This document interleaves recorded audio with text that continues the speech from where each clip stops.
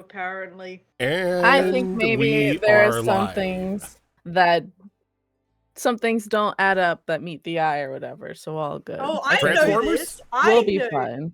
I We'll know be fine. this. Wait, are you guys I'm talking? putting You it guys right talking? in my. You're freaking out. You're freaking out. Y'all talking about Transformers? Transformers. Stop gaslighting us. I'm not gaslighting you. That's the Stop DM's throwing that- job. Stop throwing that term around when you talk to me. You don't know what it is. Just kidding. I assure you, I know a lot about it. Yeah, Yeah, Cass does it all the time. Thank you. Yeah, Cass's hair looks great.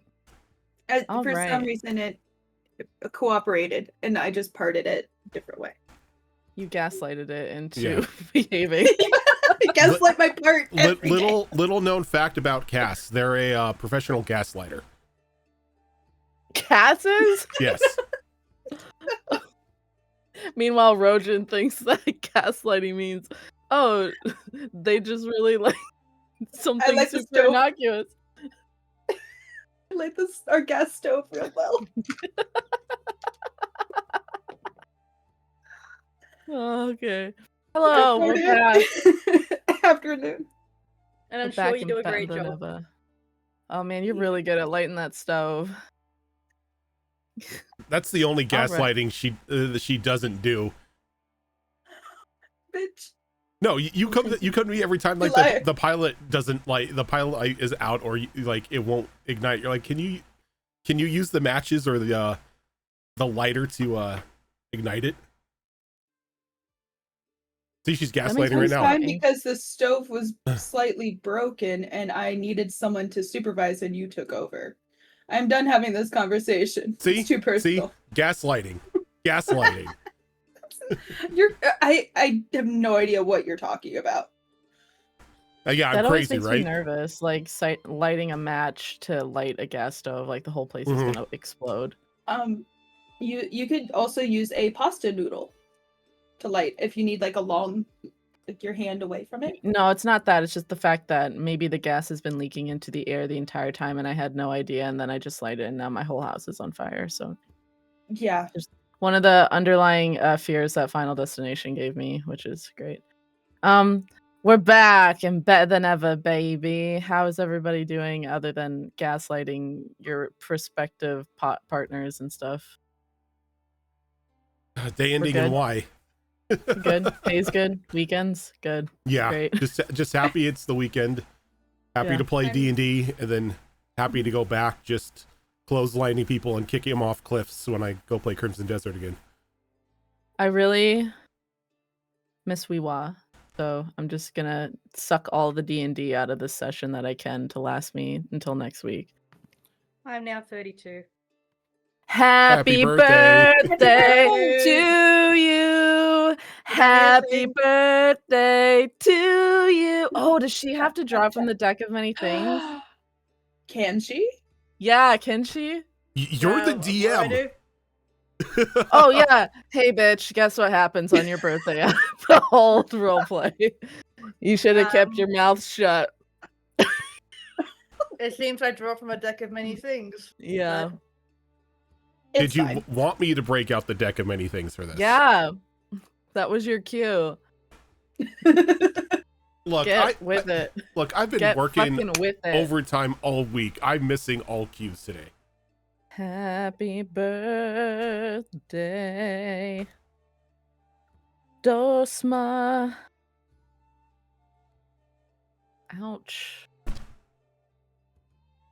So, would you mind explaining to Effie how it works? Because I forgot. Okay, so Effie, what we do here, and I don't think we've done this for anybody else's birthday while we've been playing T-Dop. T-Dop, yeah. So well, I'm changing welcome the to rules being now. Patient Zero. Yeah. So that was back when I was still a new DM and I was afraid to implement anything from the deck of many things, but today I'm feeling reckless. Good old recklessness. I was doing it for Moles' birthday, but I haven't seen it for anyone else. So we didn't. I would never do that for me. Because I'm the DM. Effie, I've got 3 decks here, each with 22 cards. So you get to choose one of the 3 decks tell me which number of card you want, and then that's what you get for your birthday. We tend to keep the bad things out, or the super bad things out, so that's like Sonari's not just gonna instantly turn inside out in front of everyone. Oh, that's charming. I appreciate that. Well, my birthday is 16th of March, so let's do what you Americans do. Go for Dick 3, card 16.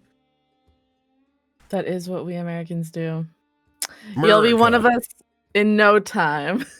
I don't think I'm happy here. And then next we're mean- gonna get Fox. I don't think so. I lost the page for the cards. What is wrong with me today? Corey's birthday's in May. Shut up. I know it is. That's because I know all your zodiac signs. Yeah, I believe that. So go ahead, name them for each of us. You're a Scorpio, Fox. You're a Taurus, Rojan, and you're a Cancer, Cass. Do Yeah, you know what I am? Didn't actually expect you to be able to do that. Touche. Oh yeah, and No, Effie's a no. Pisces. Yeah, she wasn't bullshitting. I when she said I know all your star signs, I 100% believe that. Yeah. One of thank the you, earliest Effie. things we did as friends was the what's it I read called? your chart. I read The your chart. chart. You read Yeah. my chart. All right, so Effie. 316, you said? Stone Cold Yeah. Steve Austin?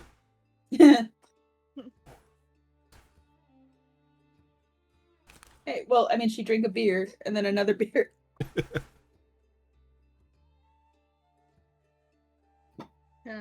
Ah!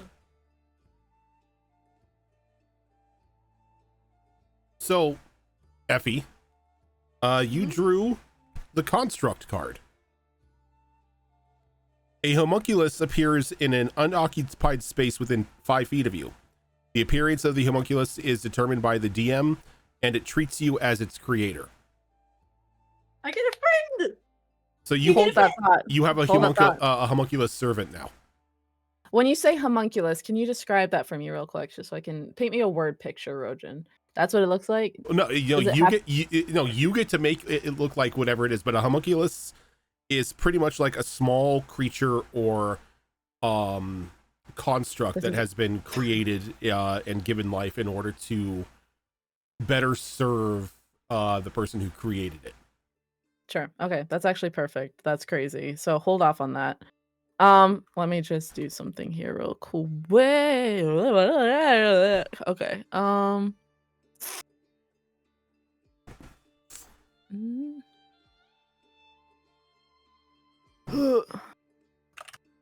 I get a friend. That is actually like the most perfect thing for my D&D me, because all I ever want is to have a pet. You should see the other games where like Fox's character has like 5 pets. One of them being a nightmare dog. I have a problem. I see an animal, I collect it. I mean, Sounds like You- the opposite of a problem. yeah. If not friend, why friend shaped? Yeah. Mm-hmm. Like, Zafira has like 2 homunculus servants Mhm. that I always forget to bring out. You do, and a dragon, which you forget to like pay attention to. You have said, how dare you? Neglecting your dragon. See how it is. Great. This is perfect. Okay. Last episode. Wow. I did not expect you guys to make it through that, so that's great. As it is, you guys made it out of sort of the painted world. I'm just kidding. I totally expect you guys to make through that. Through this sort of painted alternate world that sort of served as the sort of gatekeeping location when you enter the Vivraeus Forest, which by the way is spelled Vivrais.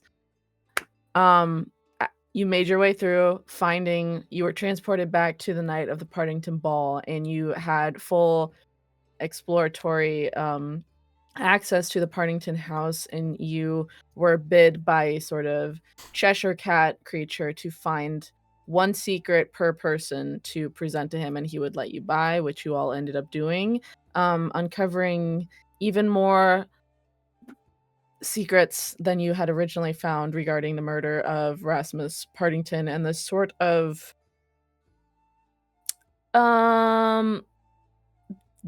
secret group that is taking over Sargenty and causing a bit of mayhem throughout the city. You passed him by after he ate your secrets in a very disturbing way. And you made your way through the Partington house and to find yourself faced with Rena, who is a sort of druidic presence in the Vivarius Forest as she lives here and is also the aunt to Avros and Marina, who are also here, Partington children, who you have not only sort of sequestered to come on this trip into the forest with you, but have also started to befriend, which is very sweet to watch. And you told them everything you found in the house, which led to some disturbing revelations from the Partington children. But as of right now, aside from Effie Effie's character Sonari having a bit of a I don't know. Crisis is a great word. A bit of a crisis.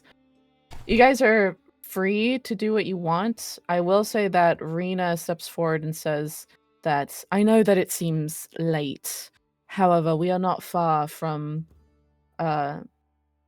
where we are supposed to be going. If I might be so bold, I would suggest we keep moving. You might be out of the woods, so to speak, in regards to Pendleton's lair, but it's never a wise idea to linger. Well, if our guide says we should keep moving, then I think we should keep moving. Is someone able to carry small tiefling girl?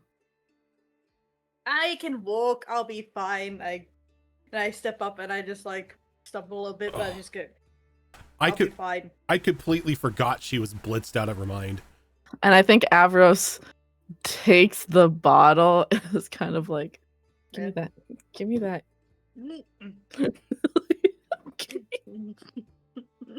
And yanks it away from me. He goes, wow. Okay. He pockets it again. He's like, maybe we give her something like a nice red wine in the future instead of this. The bottle? Well, no, it's just that this is quite strong, but I assumed you could hold your liquor. I guess I was incorrect. Sorry. I'm holding it fine. You see me throwing it up? I'm not throwing it up. So we're fine. Let's go. And then Effie turns into a bat. Batman! Is it dark out? Because I would. Well, it's actually funny because as you step through this painted world, you see that you are in the Vivarius Forest, and you know that you had left Sargenty proper at nighttime under the cover of dark. Who's fucking rolling while I'm That's talking? me. I'm sorry. I don't know how character sheets work. I don't know. I don't know. But Prestidigitation. This spell is a minor magical trick. The spellcaster. I don't know how character sheets work. I'm not a player. Rojan's a DM. He doesn't even know how prestidigitation works. Moles, I'm not going to lie to you. I don't know how warlocks work. Period. That's okay. You're a warlock? Maybe. No, you're a bard, I thought. Yeah, wait. A bard with a level in warlock. Oh, yeah. You know what? Whatever. Yeah, there was a whole heart eating thing that they went through. I've been flying by the seat of my pants for the past, I think, 4 episodes. Welcome to DMing. Anyway. As you had left Sargenty proper, you know that you had snuck out there under cover of nightfall. But as you step into true Vivarius Forest, you see that it looks like it's daylight out. And the sun is kind of dappled through these perpetually golden and orange leaves. It's like it's eternally autumn in this forest, which adds to not only the aesthetic appeal, but also sort of the mysticism of the Vivarius Forest. And you see before you a very clearly defined path. And I did set up the map. I don't know if you see that, Rojan, but I can bring you all there if you want. Yep, because I have control. I have to jump to the map myself, but I see it. And I guess I will bring everyone else to the map. Yes, more. And I forgot to create a token for Rena, but who cares? Not me. There you go. She's just the story NPC. She only arrives in cutscenes. Yeah, sure. Okay. As you guys, I'm just gonna put this here. I know it's supposed to be like a holder for like Miriam. You guys remember Miriam? Holy shit. But I'll just have that be Rena. Cool. As you guys kind of continue a little further down the path, you see that there is like a small stopping point here where it looks like people might have made camp in the past, but it's abandoned. And it looks rather old. So if you stop here to kind of recollect your thoughts, sort of share what you experienced within the painted world, which I think you guys did, unless you guys have anything else to talk about. Or you can also talk while you walk, as long as you're not chewing bubblegum.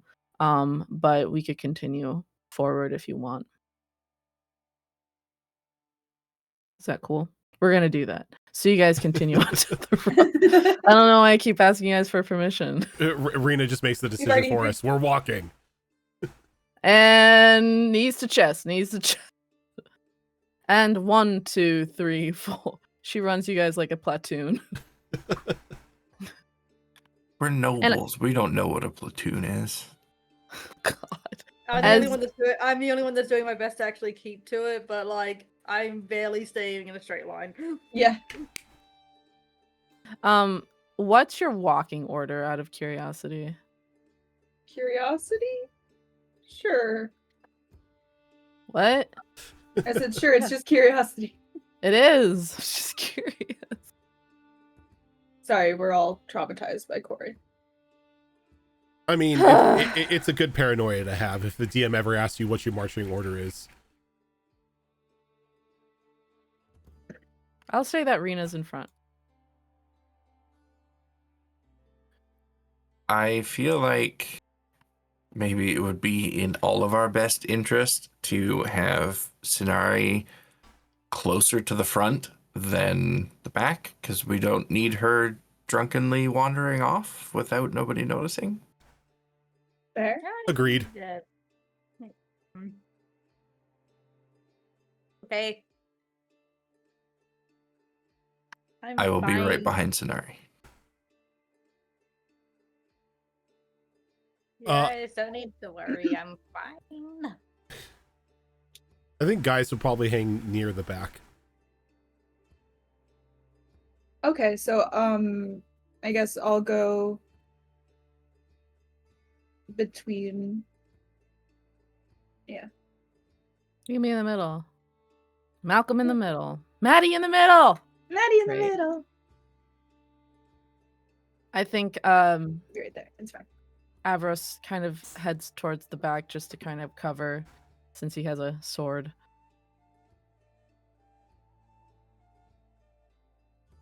All right. Ugh. And you guys are off. As you're walking through the woods, I would say that the thing that stands out to you is not only how inherently lovely it is and beautiful, obviously, perpetual autumn,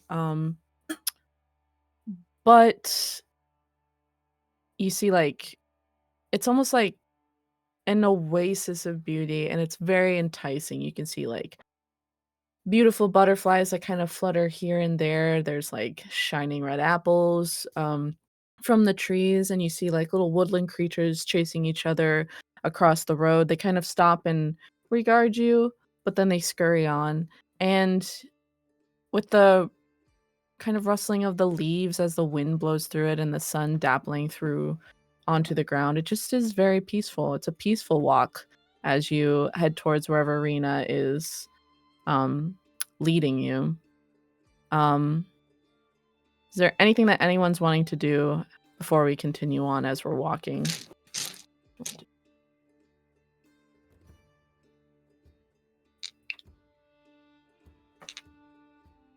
I think Gaius is just like keeping an eye on the surroundings. Given the Okay. fact, just to make sure that another Cheshire cat or whatever isn't going to pop out, make him run through like a mere maze or something this time. I gotcha. I'm gonna turn to like Marina and ask, so has the forest changed much since everything has happened? Well, I really used to sort of venture into the forest more so when I was a child. Um, I think the forest reacts better to children. They're more, I guess, open and pure. Um, but as you get older, life gets busy. I haven't been able to venture as far in as I used to without a guide now, or just not at all. Um, but other than that, this starting point looks very similar. I always liked how it was just always fall. Have you ever been in here? No, I haven't gone into the forest. Everyone's first time is a little difficult.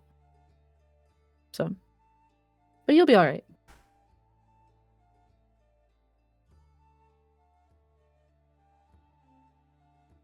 I'm sure, as long as we all stick together as much as we can.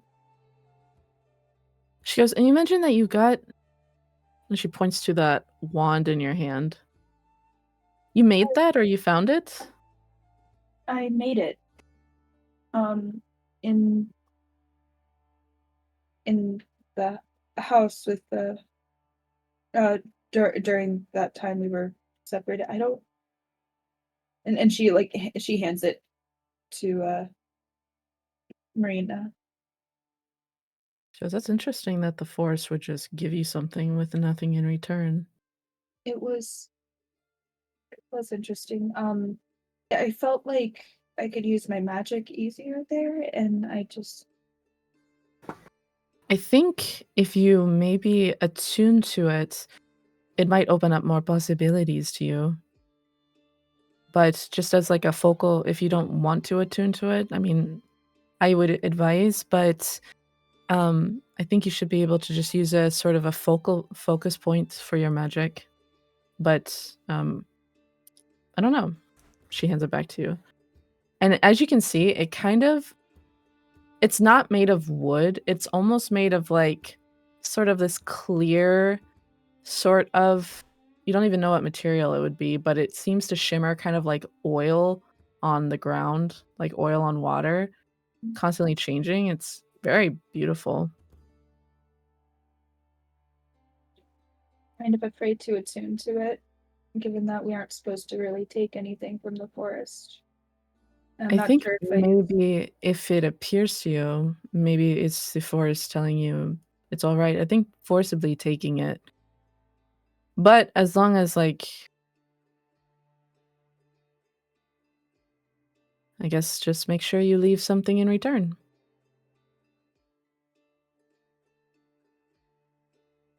Good idea. Take only pictures, leave only footprint. Huh? Take only pictures, leave only footprints. I know Marina says, huh?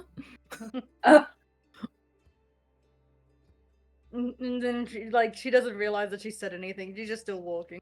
That's 3, 4. So what do you want to do with this wand?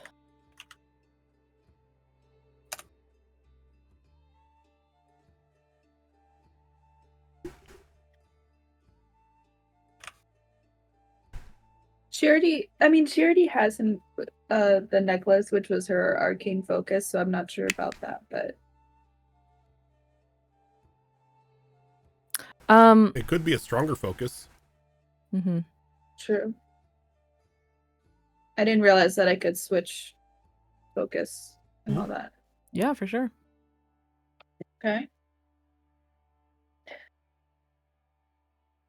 I think if you walk, it would take about an hour of walking and focusing on this thing to attune to it.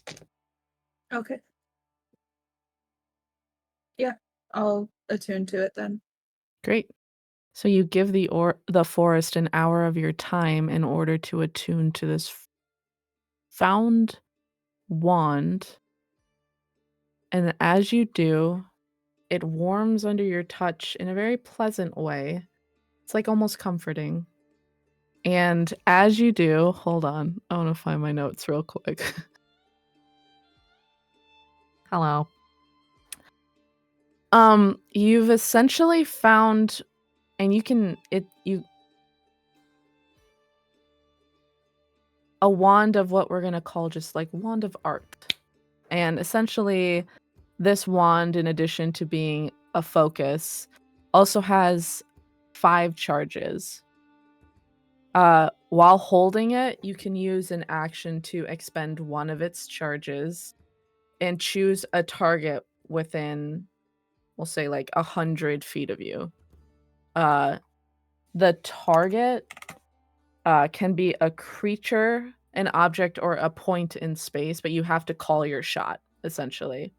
You Got can't it. just be like, pew! You have to call what you're aiming at. When you use one of these charges, you have to roll a D100, and I will tell you what happens. I Ooh, love it. Yay. great. Um, Can you please send it to me? Yep. I'll even put it in your notes for you if you like. If, by the way, if the effect causes you to cast a spell, the DC spell save is 15.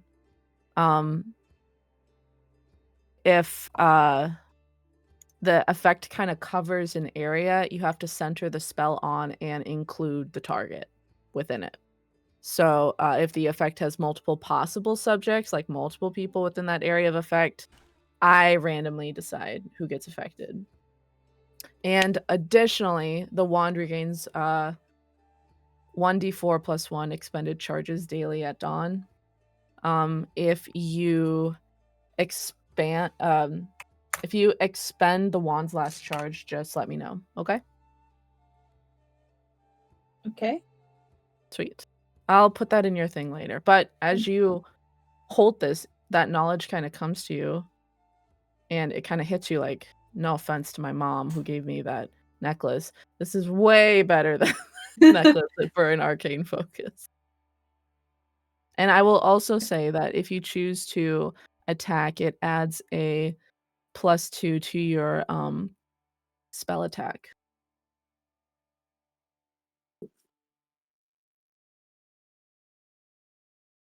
So cool.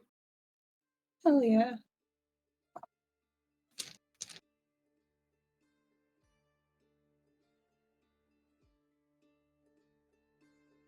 Are you gonna try I it don't- out? I kind of want to try it out, but like, Do it. okay. Malls, I have to ask, did you make 100 things for the table? No, like within. Yeah, I have a table, but like not 100. Nice. It's all like within like a range. Okay, so you have to roll you have to roll D100 then. So that's like 2d10s, but like one has the double zeros on it and the other is just a regular d10. And then tell me what. Okay. I was about to ask Corey if he had a D100. I have multiple. Not, I'm not like actual D100s because those are a mess when they break. Oh, I bet. Okay.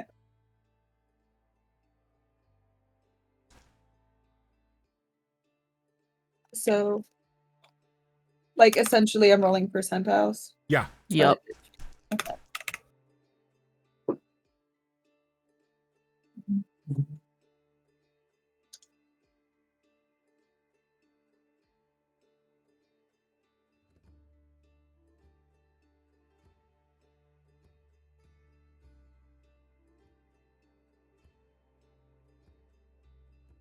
So I got 00 and a 2. So that's a 2. That's a 2.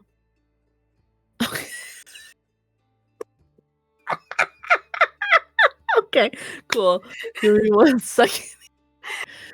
Give me- Fucking hell. and Alright. where indicate on this map where you're aiming it at. I thought we walked. Okay, I was. Why can't I do the thingy? Hang on.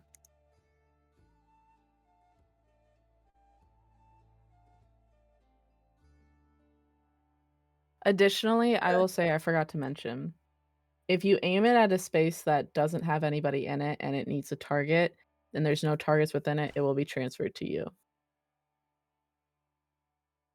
I was okay. Okay. First of all, I can't erase these ellipses. I have to. I don't know how to erase it. Where's the fucking... It's fine. Okay. I was aiming for the rock. But you meant target like a person though. Wherever you want to aim, but I will say that if it's something that you roll that needs a target, then it will be transferred to you. I just wanted to try to lift the rock. You wanted to lift the rock? Yeah. That's not what your charges are used for. I If you're don't- using a charge and you roll the D100, then it's whatever the effect is. But if you want to cast just a Oh. regular spell, that's not using a charge. Okay. So it's I don't. it's got like a wild magic effect to it. Kind of, yeah. Yeah.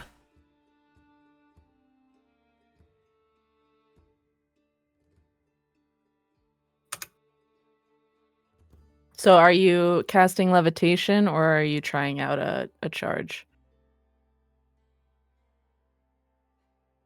And if I try out a charge, it needs like. That's what the D100 is. Yeah, I was gonna use a charge. So then that would be a random effect that would happen in that area. Okay.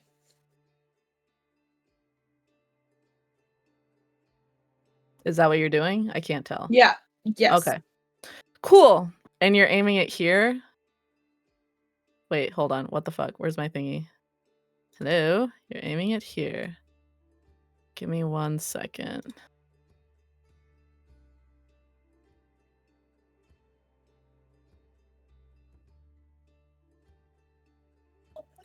Oh no. Oh, I'm it's okay. sorry, everyone. It's okay. Let me You see just this like real quick. summon a nuke.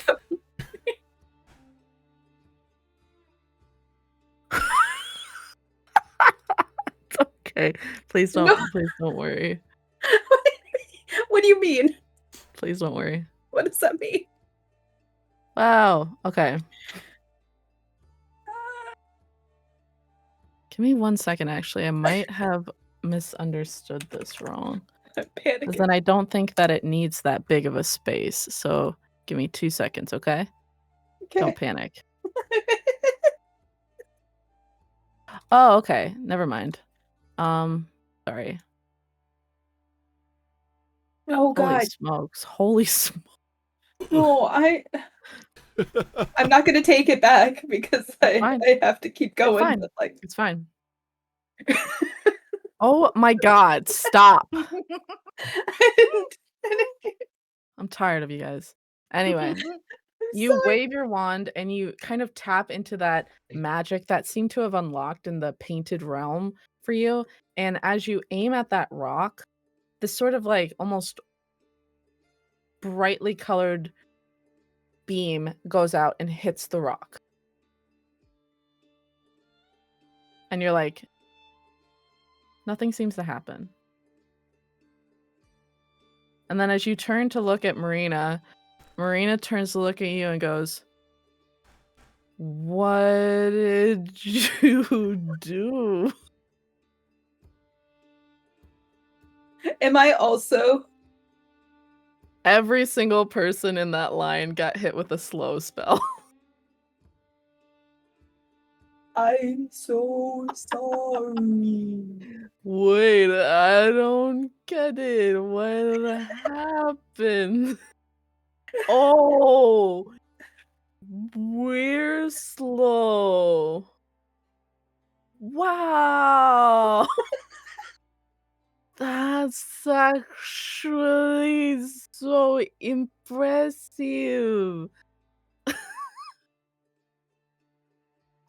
Poor Sonari is now drunk and slow. I think everybody feels it happen once the spell goes off. How long does it last? Up to a minute. Okay, that's not too bad. No. I think Arby feels the magic and immediately he's like, "Oh, something's happening. I better start detecting magic." But because of the slow, it just takes him forever to cast it. I think Avros is in the back because he had his foot up as he was stepping, but then he slowed midair, so he can't like quite get his bearing, and he was already falling forward. So he's slow motion falling to the ground. What the actual hell is going on? Gaius is behind him as he's like pulled out his lute and he was gonna like play a little tune. So it's just like every now and then again he hits like just a string on the lute. Keep it up. I will say that slow is something that lasts for a minute, but you need to be concentrating on it. Okay. So you can drop Dropping concentration. concentration. No, I was. And as you do, Avros hits the ground. Ow! What the hell just happened?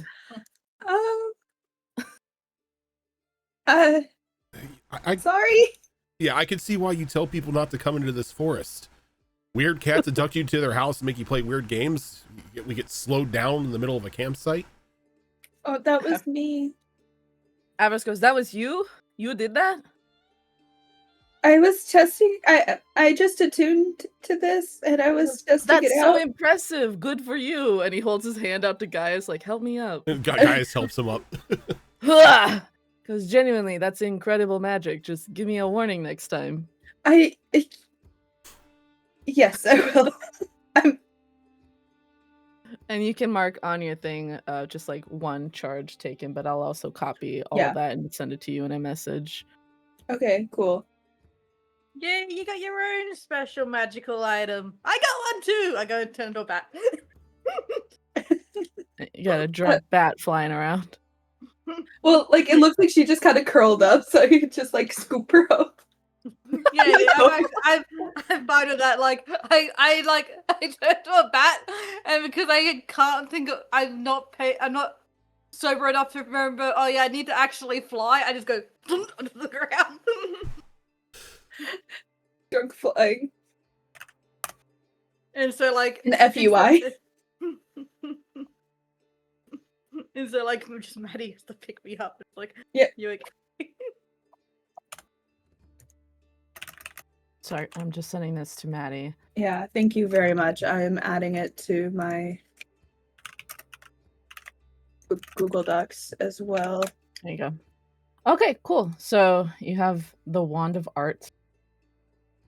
And you cast slow on everybody, and that was very impressive. And everybody's very impressed with you. And then Arby, your detect magic goes off, but there's no more magic, so nothing. Did anybody else feel that? I use detect magic, but I don't see the source of whatever that was. I argue that his detect magic should probably go haywire because he did this in the middle of the goddamn forest. Everywhere is magic. I think it's different. I'm the DM. He just gets flashbanged. Wow. He's checking for like different magic. Yeah. Yeah. Maybe. Yeah. It was me. It's all good. Everything's fine. You were the source of that magic. So I made this, and I attuned to it, and now it's a wand, and I just like aimed it at the rock, and it bounced back. Was it supposed to bounce back? Actually, I think you'll find that in a spell like that, we were already in its radius. Ah, I just need to figure out the full radius of this. It might be Ah. different for different things that go off. It seems pretty random. Did you intend to do that? I just wanted to lift the rock a little bit. I think Well, if you maybe it's something. got certain charges on it that a random thing happens if you choose it to, but you should be able to do your regular magic to it if you like. Yeah. Well, Okay, cool. I thought that it would levitate or something, but I wasn't. Yeah, well, I have to figure things out with this. It's I think the fine. important thing is to just call your shots. Or at least tell your friends you're about to use it so they can No, prepare themselves. no. It makes it so much more funny when it happens. Shots? We're doing shots? I think at this point, Rena goes like, "Good lord," and turns around, puts her hand on your head, and casts Greater Restoration. On my she just grabs his little bat head. Yeah, she grabs your little bat head. You're in her hands, and she casts Greater Restoration. Just lifting her up. I while cast she's, like, sobriety. And then she puts you back in her. She puts you on our Belriel's shoulder. Dane, don't eat her. She's not food. I just look at Dane and I just go, "Oh, hi." And I just go, I was enjoying didn't want to be sober, and I just curl up into a pouty little bat ball and just like, I think Dane comes up and is just like very casually trying to just like push you off of our Belriel's shoulder, like this is my spot. And I just use like my tiny little bat claw like foot and just go, cough. And you guys just start slapping. No, When he did could I try to- become the babysitter? So, I assume we all packed like snacks and everything for this excursion. I think I don't so. know, We did had you? we had time to prepare. Yeah, We had what's her we packed name bags. at the house. She made us food. Oh yeah, I totally remember that. Like, Dane, do you want to come over here? And I like hold like a little like You see Dane go, and he sort of crawls to the ground, crawls up in your arm. What's in your hand? You're not allowed to say bacon. No, it's not. It's not bacon. Pretzels. Okay. I love pretzels. Me Maul the DM. And he goes like, and he kind of curls up in your hand. He's like going to town on some pretzels. Like totally forgot about Sonari. Yeah, now Sonari can just like, just curl back up into a pouty little bat ball. Like, I don't want to talk to anyone. I don't want to be. I just don't want to be here anymore. Like, I'm going to sleep. Okay, so as you guys continue walking, it's maybe just like 2 hours, of walking, and you start to hear sort of like the bustle of life as you're going deeper into the heart of the forest. And as you turn a corner, you come across, well, I guess what can only be described as a village, which is news to you guys because you didn't know there was a village in the forest. There's never been any word about it.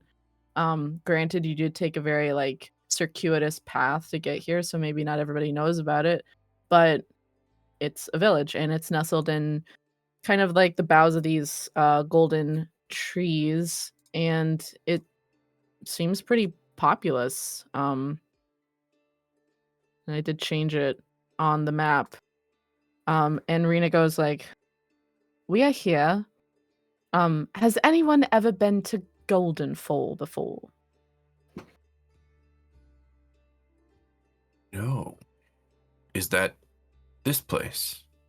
Yes, this is this place. This is a city that has been in this forest for about several hundred years. The people here are very set in their ways. They're very secretive. They don't warm very well to outsiders. It is only by sheer luck that you are here with me. They know me quite well, so please try to be respectful. It's probably best if you don't show off how much wealth you have. But I Right. know some of you really can't help it. She Feels looks at you, Arby. a little pointed, but understood. And she turns and just walks into this city. She goes, I do have some business to attend to, but we shall be staying here because it is essentially your nighttime / bedtime, even though it's a little unnerving, the fact that it seems to always be sunny in here, so just try to catch winks when you can. If you're going off to attend to some business, is there somewhere specific we should be going? I'm sure Or- you're smart enough and you can figure that out. And she continues on. And Avros goes, sorry, she's not like super great at being a host. But I'm sure we can find somewhere to. We just gotta talk to people. Right, yes, of course. We're all very good at that. We can. Yeah, especially. And he looks at Sonari in bat form, and Maddie kind of keeping to herself. Yeah, still just And you are just very haughty looking. And he looks at Gaius. He goes, "You know what, Gaius? I think maybe you take point on this, if that's all right." I don't know. I kind of want to see what Arby does. It's like, okay, well, He just has like a very mischievous grin on his face. You know, get in touch with the common man. Why do I feel like that is not a vote of confidence? Oh, Arby, I have nothing but confidence in you. I lean over I'm to sure. Gaius. And Tanari just pipes up to the guy. I'm pretty sure it'd impress Everos. did you all hear something? No, I mean- not at all. What are you talking about? Oh, the little bat is sleeping and snoring. That's actually quite cute. Mm. And he picks up Sonari and he's kind of holding her. And it's kind of cute. I mean, She's very cute. it's very cute in bat form. I like when they hold onto your thumb because that's how big they are. She just so immediately she just grabs onto the thumb and just keeps pretending to be asleep. Batman? No. No. He's I mean, scratching the space between your big ears.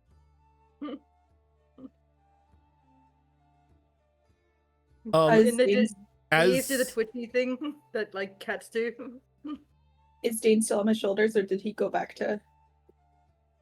I think once Dane, how long did your pretzels last you? Not long. Were those the only snacks you brought? No, that's what. Once that's what he I- sees you no longer have pretzels, he's gone. He's back on RB's shoulder. Fair enough.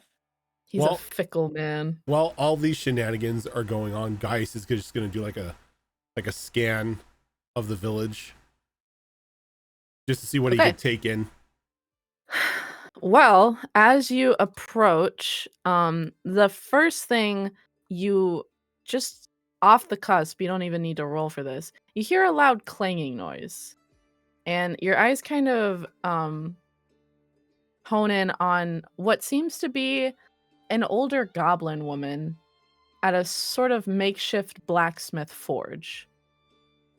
And she is working on what seems to be sort of like a metal arm that she's hammering away at.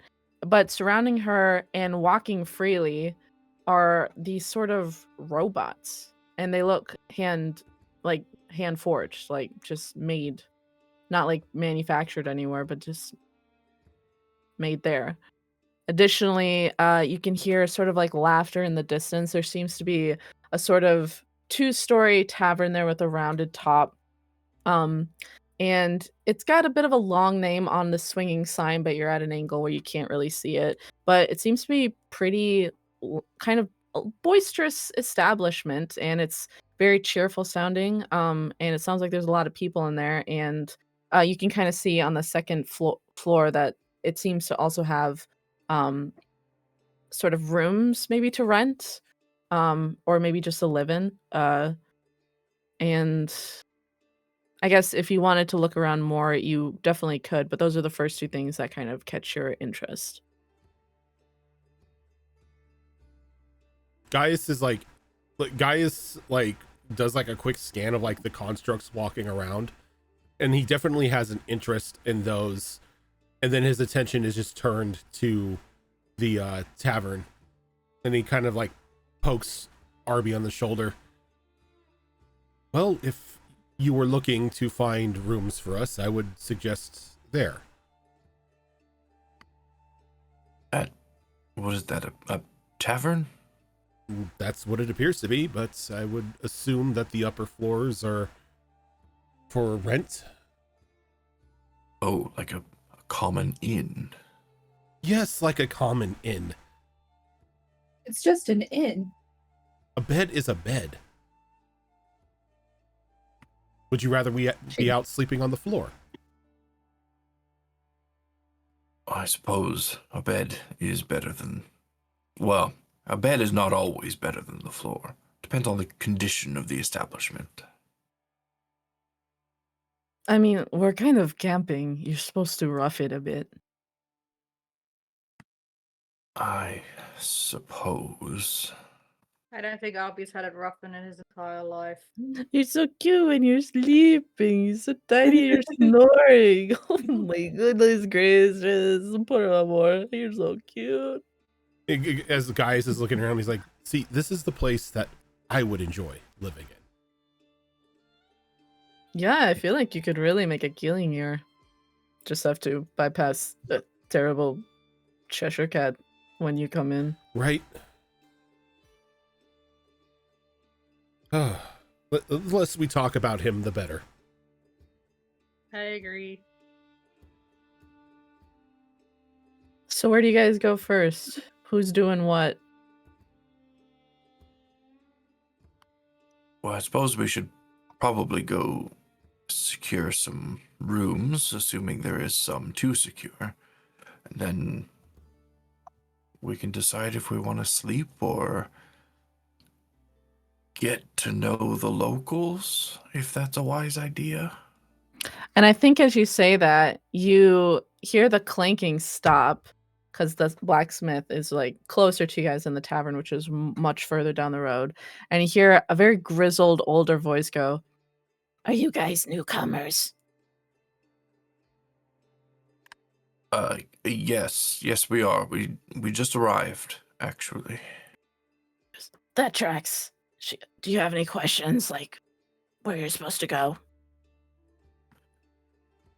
Yes, do you happen to know if there's rooms available at the inn? Or the tavern, rather? I can only assume. I mean, a lot of people kind of have their own place here, but like their own homes. That's really for travelers. Seems that will be our first stop then. And I'm sorry, what's your name? And she kind of puts her hammer down. She goes, "My name is Croft. And this is Amulet, Critterby, Byron, and Burnsville." And she points to her robots behind her. And you can see that they all turn and look at you, but they don't say anything quite yet. And in fact, one of them, the little one she pointed to, who said her name was Critterby, she doesn't really have a mouth. She's got a lantern for a head, but she kind of bounces along like a bird, and she tilts her head at you a little inquisitively. And as you look at the one that she called Amulet, it's very tall, strong, kind of more female-leaning sort of type for a robot. And she's wearing kind of a cloak. And then the one she pointed to as Burnsville is a sort of smaller, skinny sort of robot, kind of hiding a little bit behind Croft and looking around her legs very nervously. And the one she pointed to as Burnsville is this enormous kind of hulking, I guess if it had a shape, it would look very much like a paladin knight. And he's got a helmet on, and you can see there's kind of like glowing white eyes behind there, but he's keeping very much to himself. And as you look down at what he's doing, it seems like he's weaving baskets with his enormous fingers there.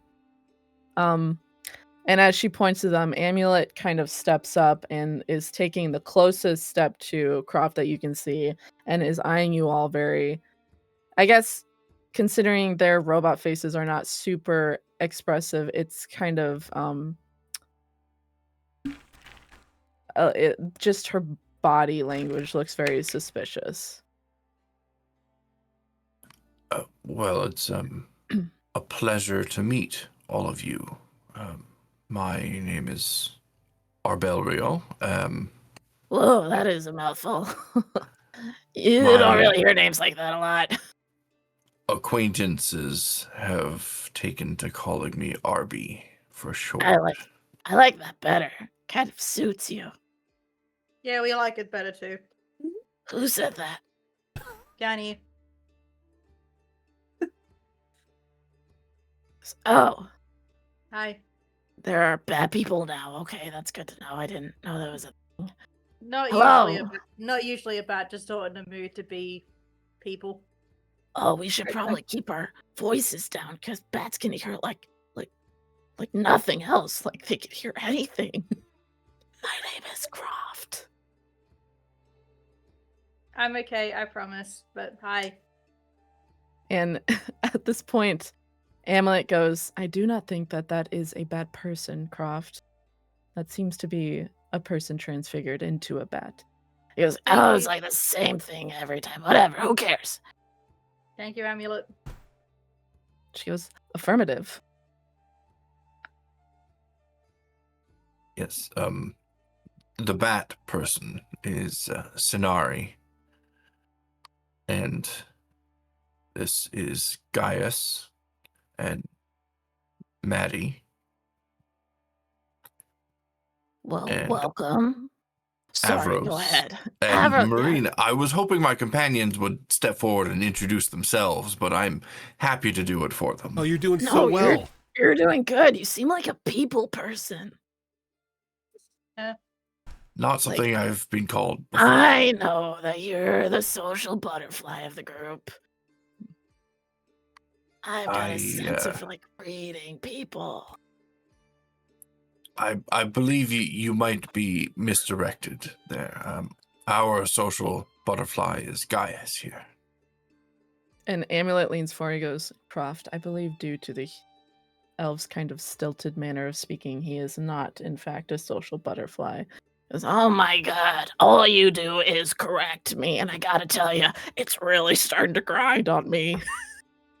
He's okay. It's just it takes him a little bit to get comfortable, but once he gets comfortable with you, he just never stops talking.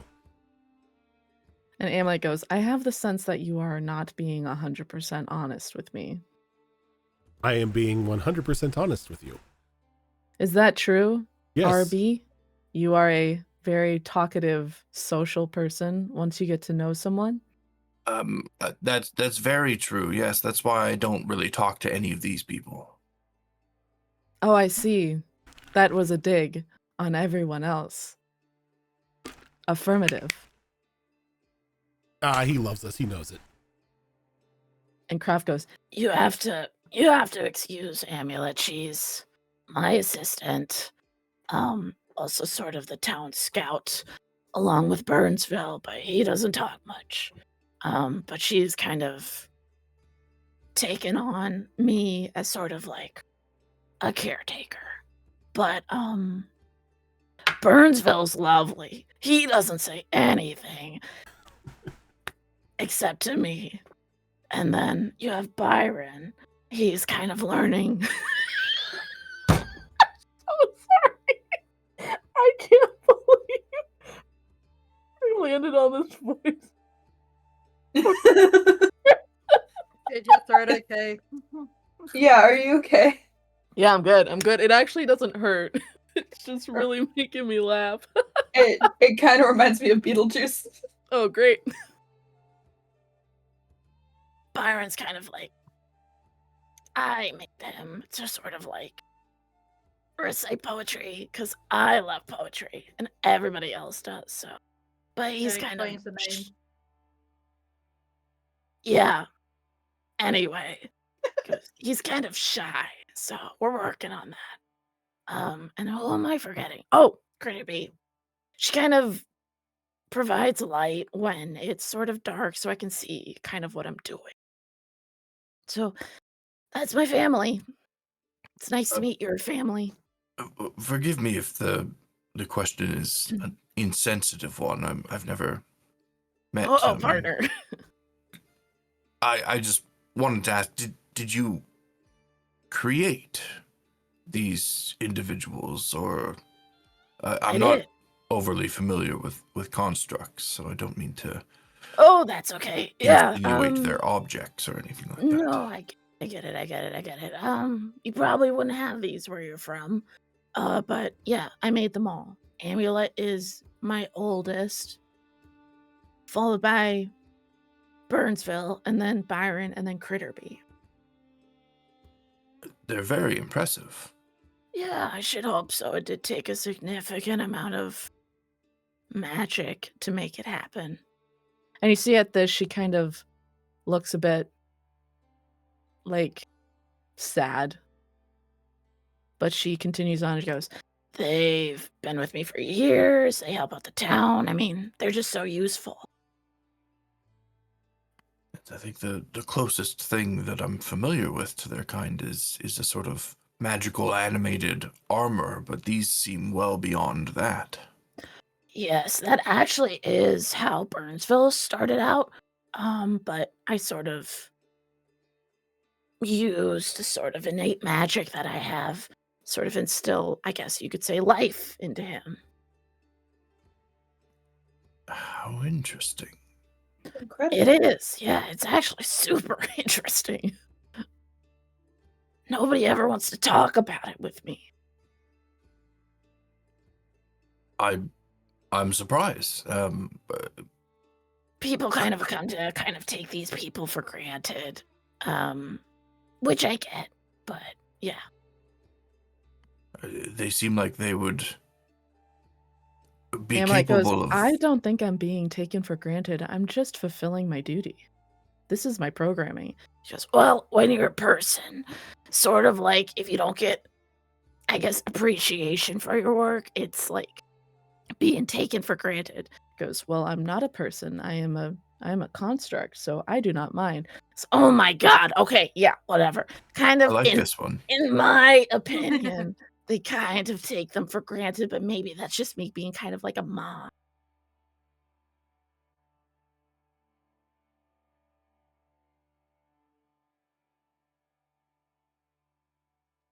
Maddie, you look like you want to say something.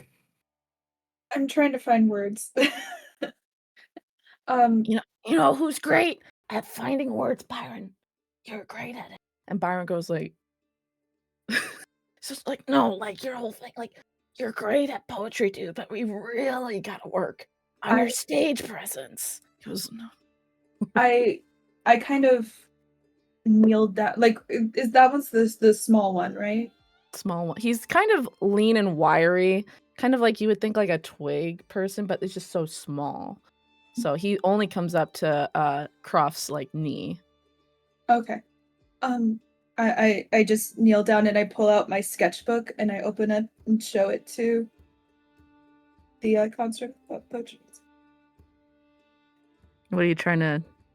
I'm trying to bond, but more just like, you're nervous, I'm nervous. Here are some pretty pictures that I drew.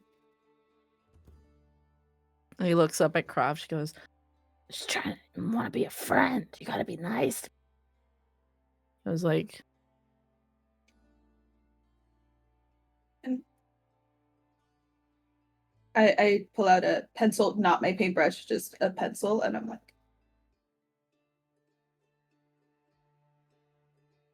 he goes, I can speak. may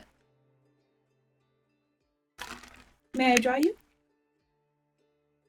He looks up at his mom. He's like, she's asking. your kid to like to the doctor or something like, does your head hurt? Yeah, that's exactly what I What was does it? You said this morning it does. Okay. I'm sorry. Okay. This whole game's off the rails. Craft is like, she's asking you. And he was like, Okay. So she draws the small creature. Would you like to Okay. have it?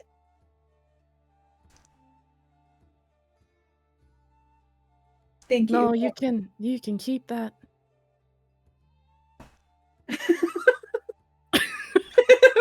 My first thought, oh fuck, it's not good enough. But no, it's okay. Thank Goes, you. have you been? And Amulet looks over. She goes, have you been doing that for a long time? Drawing, yes, most of my life. Oh, and she takes a step back. Crop goes like hits her, and there's a loud clang. Goes, Amulet.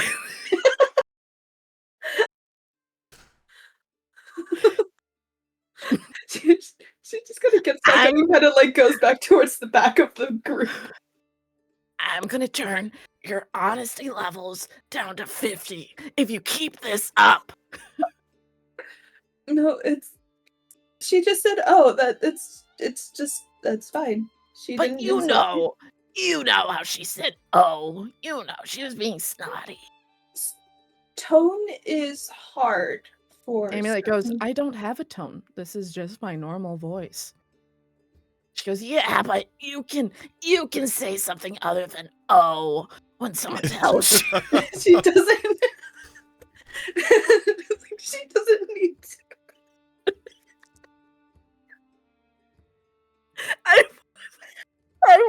Okay. I've been playing this character for a very long time, but I wasn't expecting her to be such a mom. Okay. So sorry. I'm so sorry. And then all of a sudden, you hear Burnsville go, it's nice. Thank you. He goes back to weaving his basket. I was about to ask if he was the one that weaved baskets. Okay. Yeah, that's Burnsville. Burnsville. And Croft goes, well, those are my kids. I don't know. Every day is just the best, but they can definitely work on their manners. Sorry about that. Just what brings you guys to Golden Fall? You don't really see a lot of travelers through here. I turned to No. Marina. Wow, is it like a secret?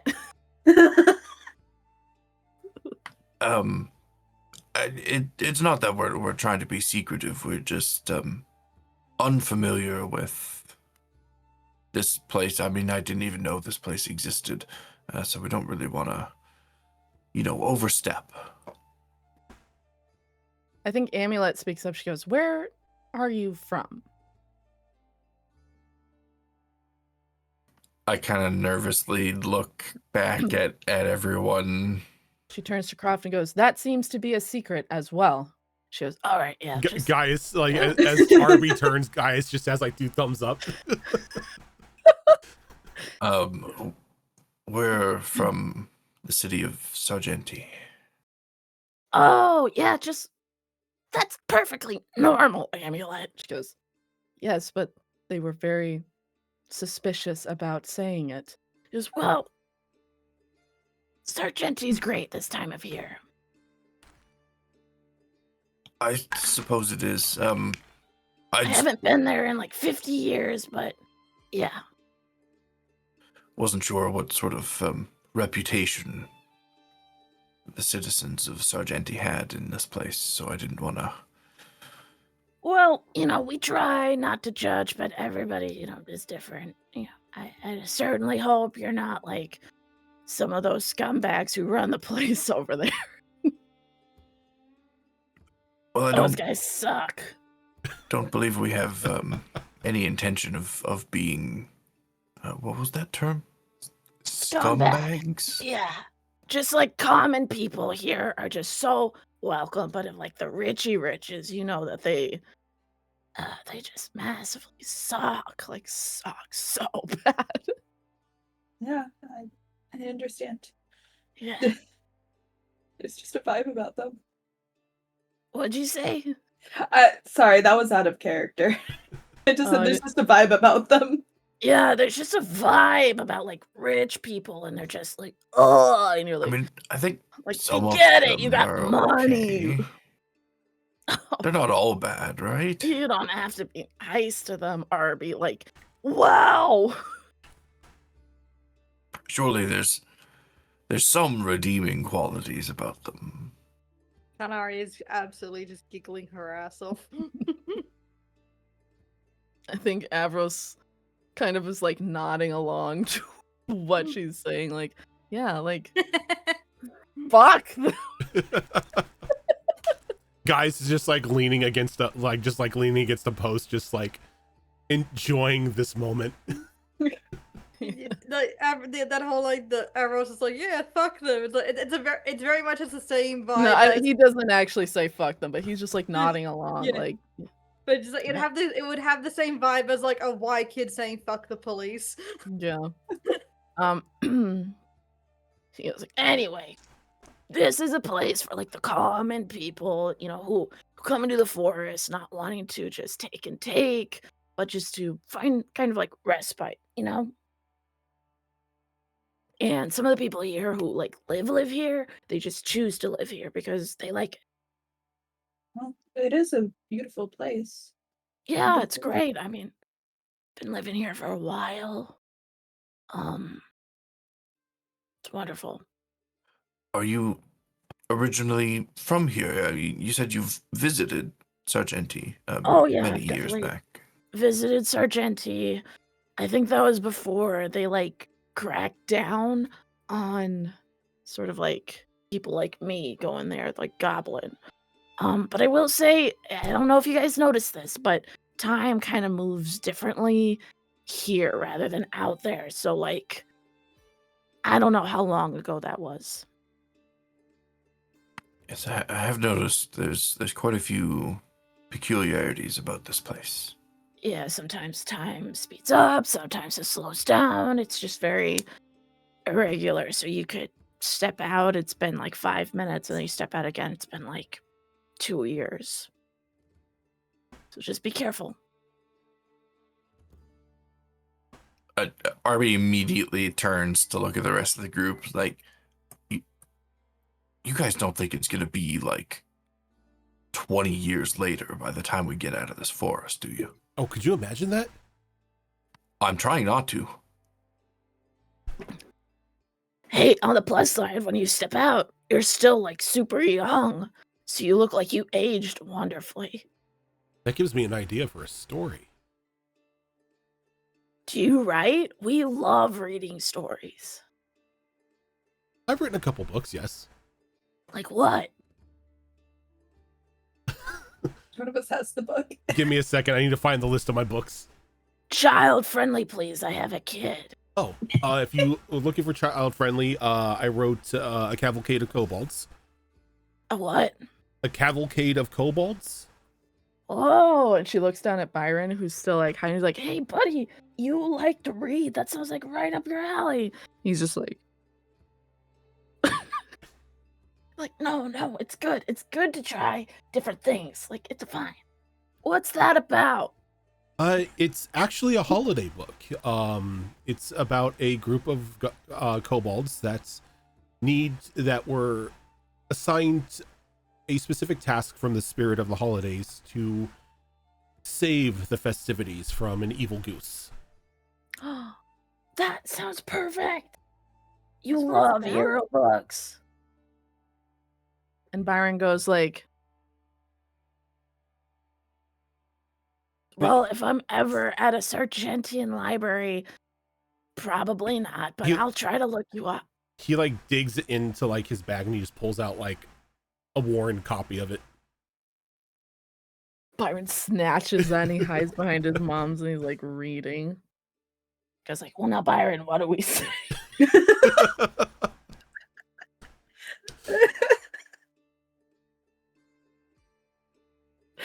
Byron, what do we say? I was like, thank you. And I'm just reading. You're quite welcome. Sorry, he's shy. Sorry. I get it. I promise that when he does like get into the zone and he's reciting poetry, it's beautiful. It makes me cry.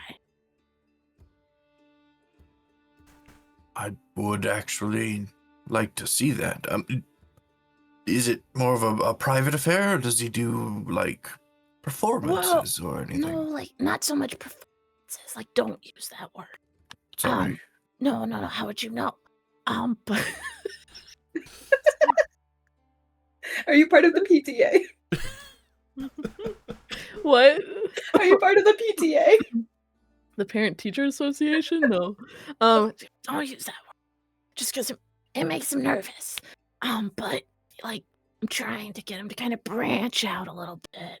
You know. So hey Byron, what have you been working on? Goes poetry. Yeah. I know. You okay there, Miles? I'm good. And I mean, Amulet like, goes, You sound like you're having a great time talking to yourself. huh? You're having a great time. just such a mom character. I was not expecting them. Like, yeah, she's got 4 robot kids. But like not really kids. They're like robots. And I'm just like, wow, this took a real turn.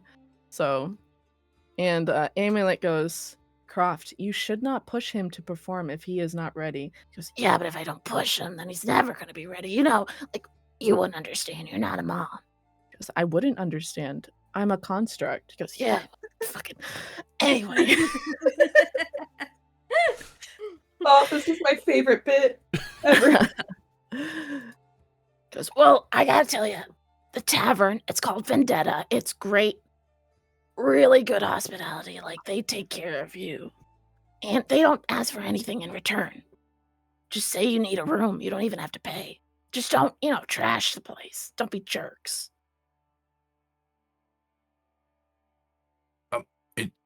Do they not take anything in exchange No, for the like, rooms? there's no need. We got everything we need here. So if, like, there's a traveler coming through or, like, a lost person, like, we're not gonna try to, like, take your money when you're in such a vulnerable position. So, no, it's fine. Yeah, that sounds like rich Right. people behavior. It really does. You know what's up. You and me are like this. So, yeah, Yep. so we don't do that here. I understand. I You think really gotta shake off the yoke of capitalism, Art. easier said than done. Avarice goes like, this sounds amazing. Yeah, I'm starting It to like sounds this like place right. more and more. Yeah. I think I might move here to Gaius. Oh, I see. Marina goes like, it does have a sort of nice charm to it. Like, it's just a place for people to take refuge. That's great. It is very quaint. Give me a second. That sounds like a rich person word. Right? I think Arby kind of cuts his eyes to you and goes like, wait. Come on, man. I was like, well, yeah, they'll definitely have rooms for you guys. It's a nice Vendettas is great. How did this establishment come about its name? Do you know? Yeah, for sure. I'm pretty sure like 100 years ago, the owner, before it was like an establishment, pretty much like everyone was like, are you crazy? Opening up a tavern in the middle of the Vivarius forest is probably like the stupidest thing you can do. So he opened it out of spite, and he's kept it alive out of spite. You know what? What? I respect that. Yeah, that's a wonderful that's way. something I can get behind. And it's been very profitable for like 100 years, and we don't know how. 'Cause Yeah, how do you maintain a profit if you don't accept payment? Is it trade? I'm not a businesswoman. Oh no, the tavern is like those lamp stores that do zero business but stay open because they're a drug front or something. Or like mattress fur? Yeah. It's like it's gonna be run by the most obvious looking mafia bastard I've ever seen. But it's just like, no, it's like those holiday stores that are only open on Christmas and make millions of dollars off of cookies. Oh, okay. Yeah, like it's just it's never gone out of business. To be fair, when you live in the forest provides for you. So there's not really anything to like have expenses about. Stuff kind of just appears when you need it. That's how I found all the parts for Amulet, Burnsville, Byron, and Critterby. They just appeared to me. It was pretty great. Kind of like your wand, Maddie. I mean, I know you made it, but it kind of became real once we were out of that crazy place, right? Yeah. Yes. I think the only thing the forest kind of asks in return is that you either like live here, or a lot of people end up giving their memories in exchange. But I honestly think that's a great deal, because if you lose a memory, you don't know that you lost it. You know? How would you know? I do know what memories you lost if you lost them. What did you say? Oh, I was just. How do you know? she is being How do you know what memories philosophical. you've lost if you've lost them? Exactly. I think it's a steal. Yes, but you could lose something very precious to you and not know it. Well, yeah, like in my case, when I was building Amulet, my first robot, I actually forgot, and it's so stupid, but I forgot that in order to make things like these, I actually give up a little bit of my life force for that, and it ages me, so I actually look old, but I promise I'm like 20 years in Goblin years. But you said it was like 50 years ago you visited Sargenty. Yeah, but goblins age differently, honey. You wouldn't understand. Not like tieflings. Okay. I'm just kind of talking in terms that you know. Like, I'm a 20-year-old goblin, Got which for you is like 50 years old. Plus, with the strange time dilation of this forest. Exactly. It's really fucking weird. But yeah, I forgot that takes like my life force, and then I made 4. So I can't make like another robot. Otherwise, I might just. So I've kind of just been sticking to repair, so I can repair stuff for you. For sure. So 4 kids is the limit. Noted. I was- Yeah. yeah. Kind of tied my tubes. Were you waiting for that one, or did that one just pop out of your head? They don't have the procedure here. Tied the wires. Yeah, I cut the wires. Yeah. That kind of brought the room down. I'm sorry.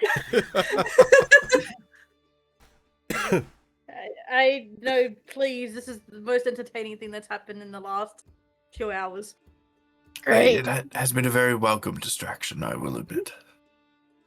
Yeah, so, I mean, you don't gotta worry. I mean, we're kind of under the protection of Laridia. This is kind of her little realm here, which is nice, knowing that, like, a goddess has got your back. I'd like to think that she gave me my kit, so even though it aged me and it took my memories, I don't regret it. And I kind of Amulet goes, side eye Arby. yes, Not but Arby, they Gaius. took your life force, Croft, and so that you can't make any more robots, otherwise you will die. She goes, yeah, I know. I already said that to them. You don't need to state the obvious. I goes, okay. While that has happened, you don't regret it at all? No way. That's my family. Mhm. I would be sad as hell if I never had to meet them.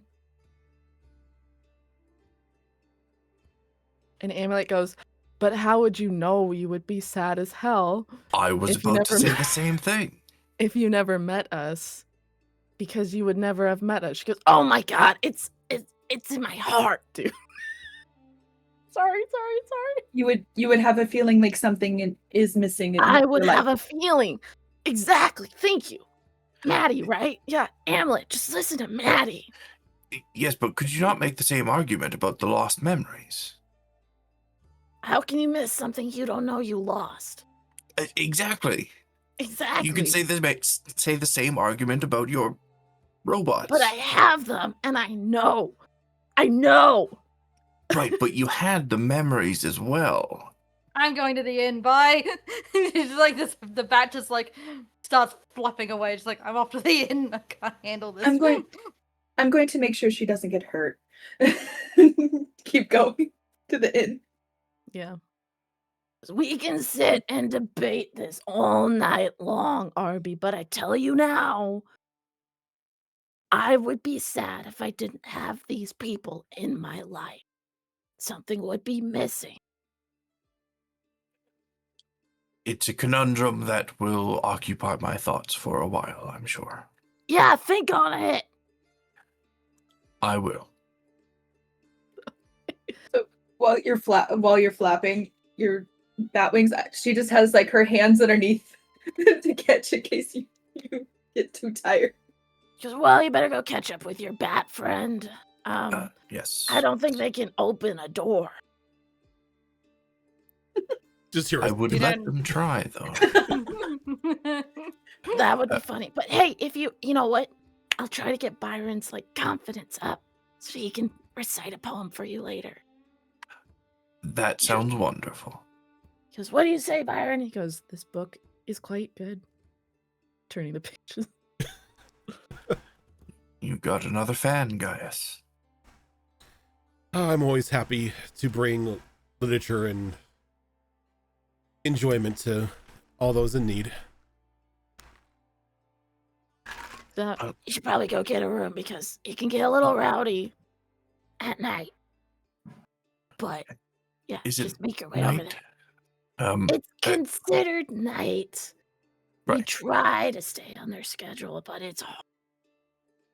Well, it was a pleasure meeting you, Croft, and all of your children. I look forward to seeing you again. She goes, are you being sarcastic? I don't I think can't so. tell just because with Amulet, I can't tell. I'm not used to it. I don't think I'm being sarcastic. Oh, that's great. You're welcome anytime. She gives you a wave, and you guys can head to the tavern. Go catch up with Maddie. This really is a charming place. It seems like a paradise almost, and perhaps I'm just cynical. I'm waiting for the looming evil to rear its face. You know, it's so good. There has to be something wrong, right? Avros goes like, wow, the absence of capitalism, and you think that it's evil? Wow. Wow. Wow, I said the quiet No. part out loud, didn't you? People are You heard her though. Laridia is all around this forest. Yeah. but they don't give Laridia your memory. You don't give Laridia your memories. Right? Mhm. And as you guys walk up, it was kind of a little bit hidden just because of just the placement of the blacksmith. But as you walk up to the tavern, you see like in the distance there is this great tree, and you've seen this tree before in the painted realm, where it was that sort of weeping willow with the memories on the edge of its leaves, and it's lit up like a party tree. This time it's not like these cold blue sort of orbs, but it's lit up like gold and red and orange and stuff. So this tree looks like the same tree, it's just a different color, but it seems to like be in the background. It's like at the heart of this city. And just a little bit like a ways away from it is the tavern, which as you approach you hear is loud and boisterous. There's a lot of people talking in there.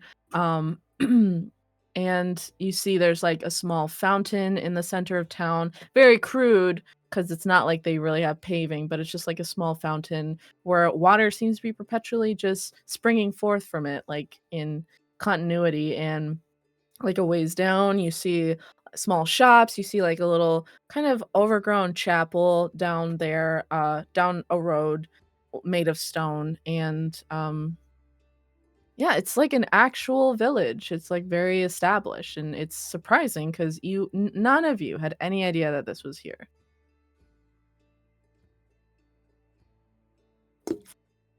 And Avros and Marina, this is their first time as well, right? Or To the city, but they've been in the Yeah. forest before. Yeah, so they're just as surprised.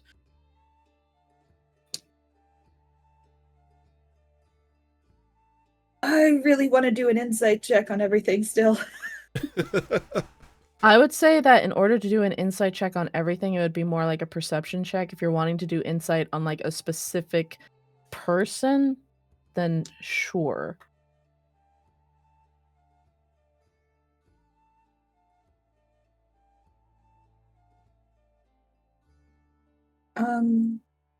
I'll just let me see here.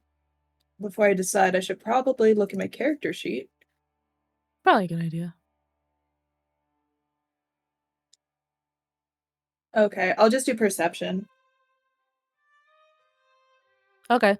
As you do perception, just let me know what you roll and if there's anything in specific that you're kind of looking at.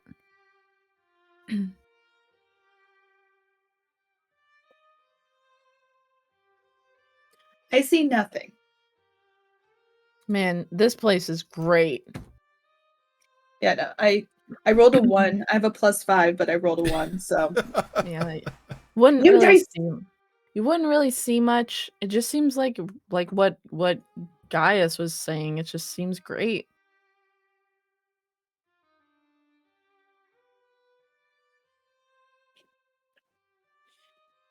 Okay, so we're almost at the inn now, or are we still? Yeah, I would say you're here. If Sinari's further away enough, like, and she knows that she can't open the door, but she really still doesn't want to turn back, she's gonna like drop to the ground, see if there's a gap beneath the door in the floor, and try to see if she can squeeze her way underneath it. Sonari, I can open the door. Well, hurry up then. You want to crawl on my shoulder or something? Yes. Then I just like go. Climb up. Or like top of my head, like holding on to one of my horns. It's fine. Yeah, like I could do that. Sure. Yeah, she absolutely would just hold on to one of the horns and be like, You have "Let's go." horns? Oh yeah, you're a tiefling. I'm a sorry. tiefling. I was thinking like your horns that Zafira has on top of her other horns. So Yeah, no, Zafira has two horns and antlers. I just decided to give Maddie I was just one. thinking antlers, and I was like, wow, antlers. Okay, cool. Yes. So you guys push in. It's a very lively establishment.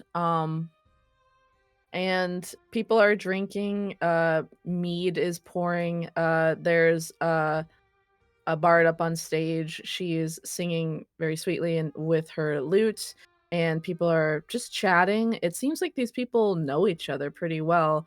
You don't see anyone who's kind of left out on the fringes. They're all kind of converged like neighbors. And at the bar, there is a very tall, handsome barkeep.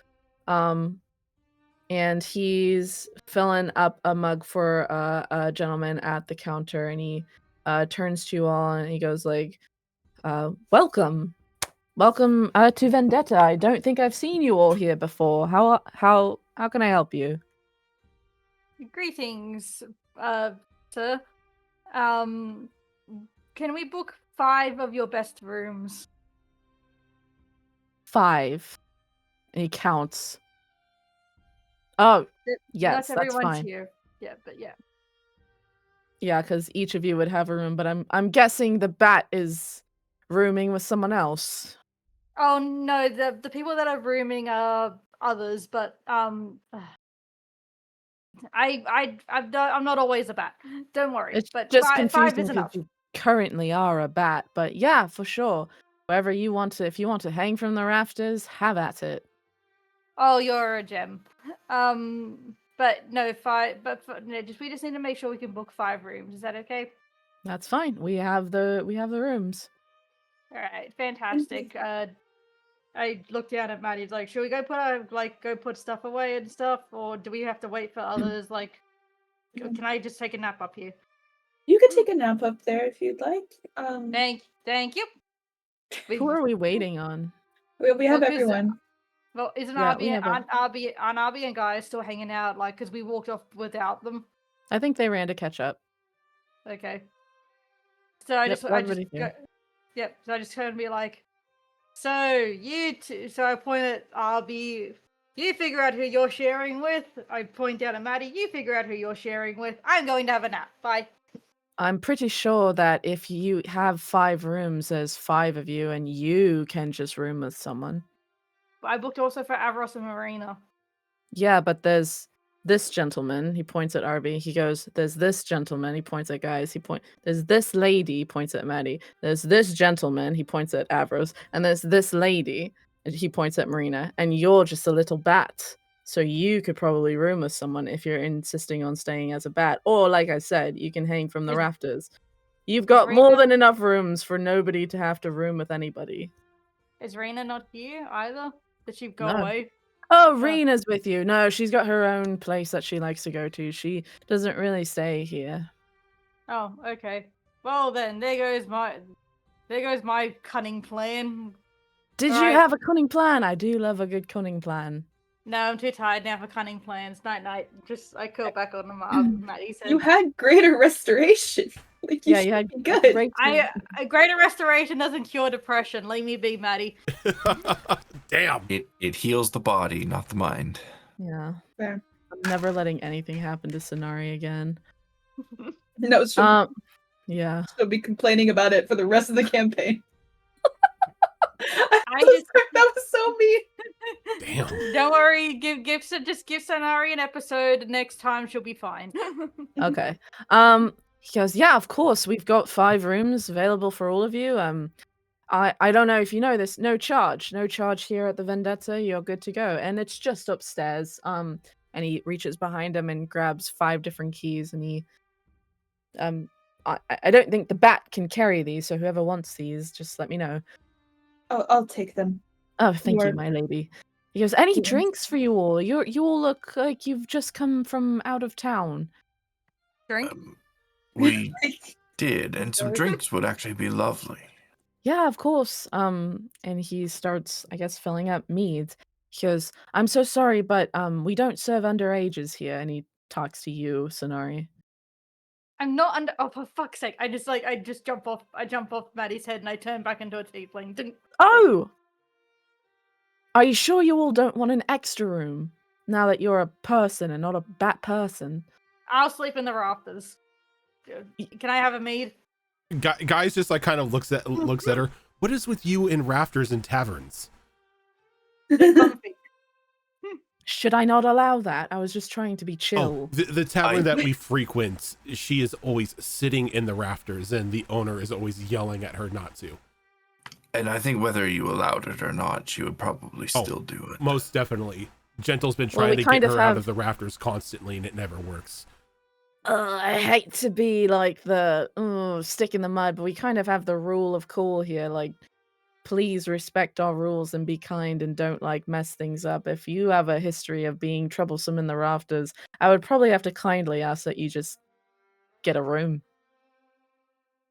I don't have issues with being in the raft. I don't cause issues. She just doesn't like me up there. I just sit up there and just, be witty and annoying. That's all I do. It's more of a concern for her safety. And I don't have that concern, so... Marina goes like, wait, didn't she like throw stuff at people? You were throwing stuff at people from the rafters. And Avros goes like, shut I up. think it was like I don't remember that.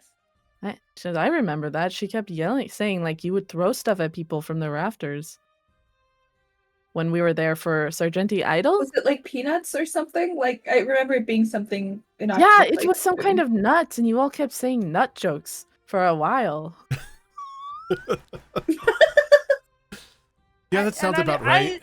The thing is, though, Sanari has no memory of this, but she's also like, that does sound like some shit that I would do, but she's also,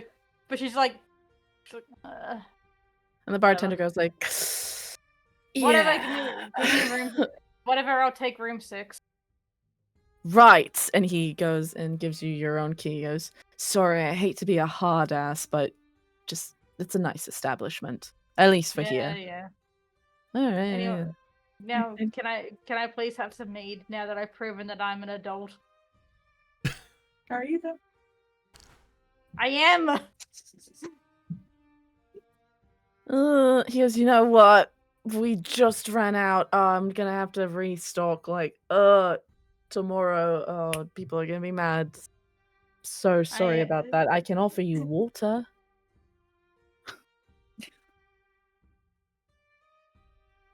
I just Fine, I'm taking the water. Water is good for you. And he puts a flagon of water in front of you. Can I drink the water in the room, or does this have to be done here? You can drink your water in your room. You could even stick your head under the faucet and get water in your mouth in there. Yep, sounds like a good idea. And I'll just turn to the others. I'm off to nap. Bye. And just walk off to my room. And once I'm in my room, I put the flagon on the bedside table and I go, fucking tell me not to get in the rafters, and they're just gonna go into the rafters. Take a nap up there. And he kind of like looks up, he's like he senses it. No, I'm just kidding. He goes, she all right? She seems a bit troubled. Did you guys have a hard time getting here? It's been a very long day. He goes, I understand. He goes, well, if you need anything, just ask for me. I promise. I'll try to help you out with whatever you need.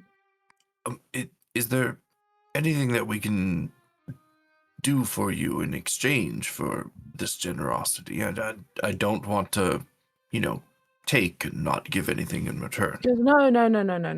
That's not quite how it works here. We all kind of work on like a just helping each other basis. If someone needs something done, a person does that who has the skills to do that, they, I don't know, return the favor later, but it's not something we actively seek out because she provides. I see. Okay. Well, if there's anything that we can do to be of service, don't hesitate to call. Yeah, what you'll do. Jesus Christ, what is going on upstairs? It's Sanari in the rafters. Yeah, it's Sanari. I can't get comfy! Because I feel like she's in the rafters. Ugh. Well, look this way. It's better to be in the rafters than in the walls. I'm sorry? Yeah? She's never been in the walls. I'm just saying. It's better she's in the rafters than in the walls. You're an odd bunch, aren't you? Oh, you have so what's you... no idea. He puts a mug of ale in front of you. He's like, you should tell me about it. And he puts like ale in front of Maddie and an ale in front of Arby, Avros, and Marina. So what brings you to Goldenfall?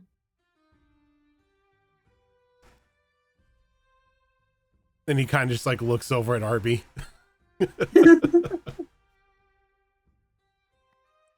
You guys keep putting me in the spotlight, and I'm really not sure how much we're supposed to be telling people.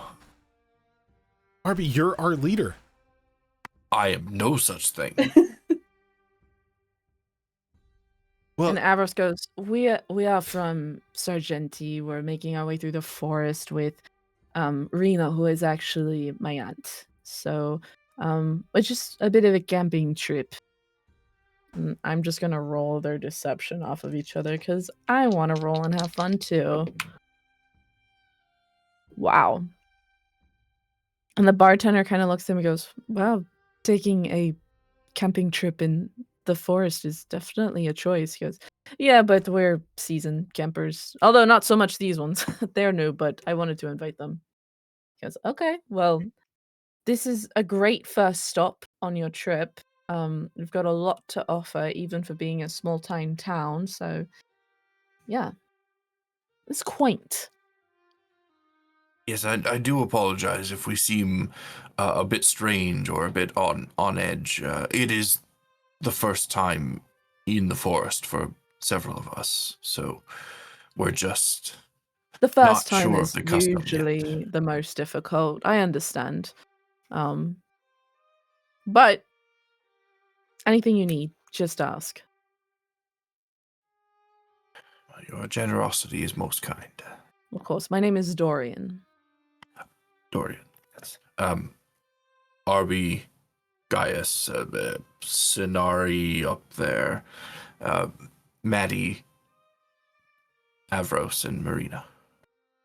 Nice to meet you all. He goes, please grab a table and I just need to take care of Horace over here. He really likes going through mead like a Kleenex.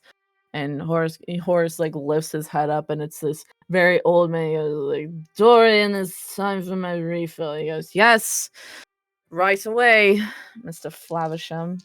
He goes to fill up his mead. I think with the open invitation to find a table, guys just goes and looking for a table. Cool. I follow. I think as you guys take a table, probably a little bit on the fringes of kind of this community who all know each other and whatnot. We're gonna take a break here so we can get up, fill our glasses, and grab a snack, and we will be back in like 10 minutes, okay? Yo. Okay. I feel so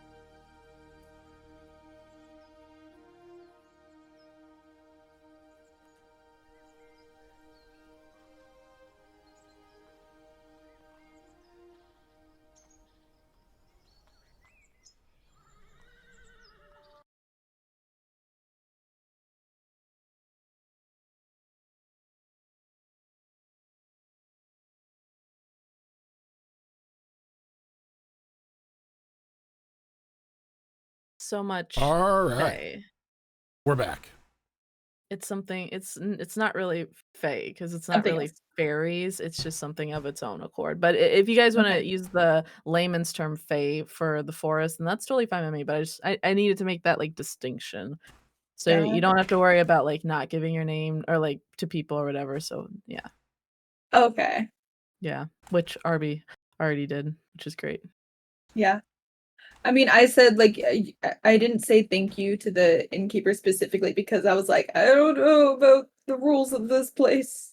No, it's like yeah.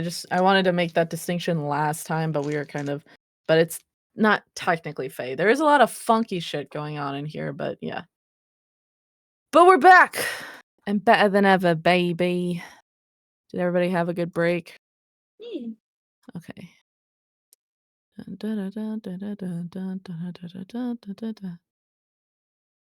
I'm confused why the music stopped. Did you mute the tab?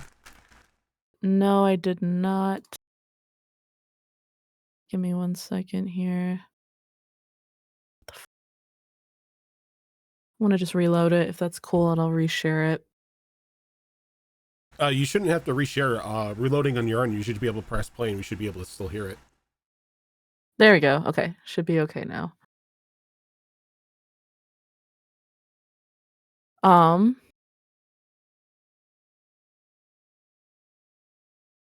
Okay, so we're back. You guys are in the Vendetta Inn. You had just been served up drinks by Dorian. And you have found a table. It is technically getting kind of close to your guys' bedtime, but you decided to have kind of a nightcap before heading to your rooms. Looking around, it's kind of like as I described. They have a bard up on the stage just singing kind of a chill tune since it's getting a little later in the day, which is difficult to tell because the sun is maybe only slightly lower. It looks like it's golden hour, but it doesn't seem to super get dark here, even though out in Sargenty it should be nighttime. Um and there's kind of like various tables of people you see at one table. There appears to be strangely um wow, I'm just realizing now this is stupid. I had them be like a mother and a son, but they're like kind of part fox, but I'm like, well, Fox is here, so I feel like we can't really do Fox. Sure you can. I make Fox characters all the time. Well, great. It's a fox mother and a fox son who seem to be slightly humanoid, and he's got a big book in front of him, and she seems to be like, "Can you just, eat your food? Like that would be great." And then at another table, there's a couple of gentlemen who are deep in talks, um, and strangely, there seems to be someone you've actually seen before here.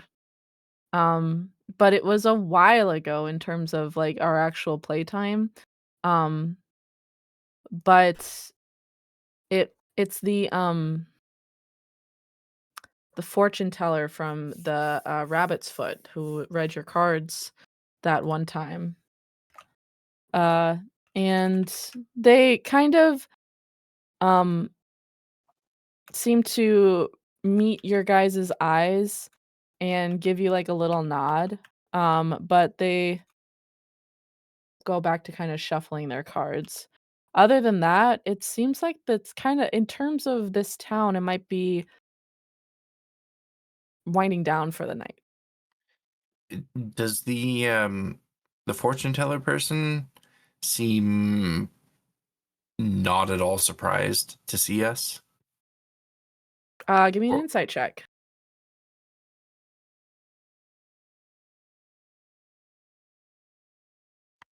that is a 19. You can tell that they don't seem at all surprised. They seem like pleased to see you, but other than that, like nothing seems to really surprise them.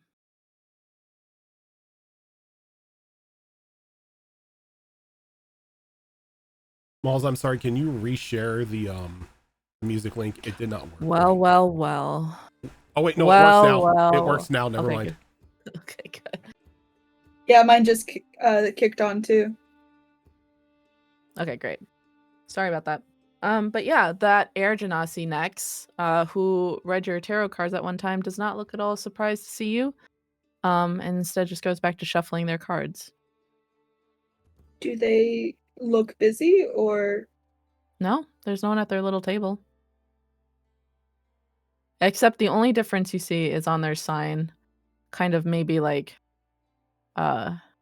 reluctantly crossed out on their sign. It says tarot readings, and instead of like how many coppers it is, it says free.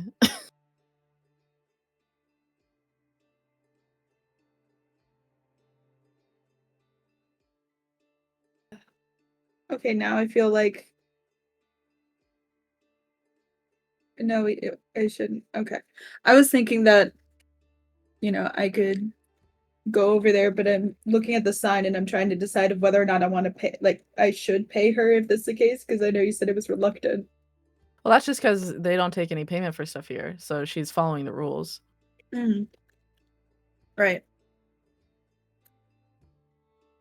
I mean, there's no rules against donations, right?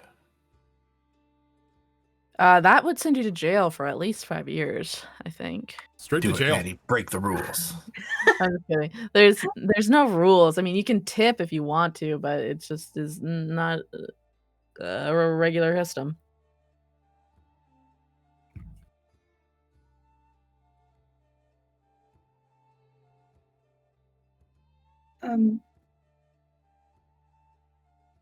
Maddie turns to, so it was RB, you got a fortune. Gaius, did you got a fortune too, or? Gaius didn't. Gaius was It was getting ready on Reggie, stage. Arbariel, and Marina. Okay. Does anyone want to get a fortune with me? Sanari's like now more awake and a little bit more composed and goes, Aren't you in your "Sure, room? sounds." In the Well, rafters? didn't you say that we had a sleep, or am I like completely missing that? No, I mean like it's getting close to your bedtime, but you guys decided to take a nightcap and you went up to your room to hang in the rafters. Okay, I misunderstood that we'd already been asleep. Then no, Nah. then she's still like moody in her room. God damn. Oh, okay. I would go with you, but I feel like it's probably bad form to get 2 readings like that. Gaius, why don't you accompany Maddie? Sure, why not? Sweet, give me a second. I forgot to prepare. I need to get my tarot cards. Talk amongst yourselves. Bye. I love you guys. I have I have 2 tarot decks, 1 oracle deck. Like, I love tarot cards. The only decks I have are of many things. Yes. I was pretty bummed that I didn't get a fortune last time, and I was like, oh, we'll never see her again. And now it's like my chance. I think her name was Nex, if I Nyx? remember. Nex. Not okay. I think that's what Mole said, yeah. I'll have to check with her. Okay. 2, 3. Talk amongst yourselves. Okay.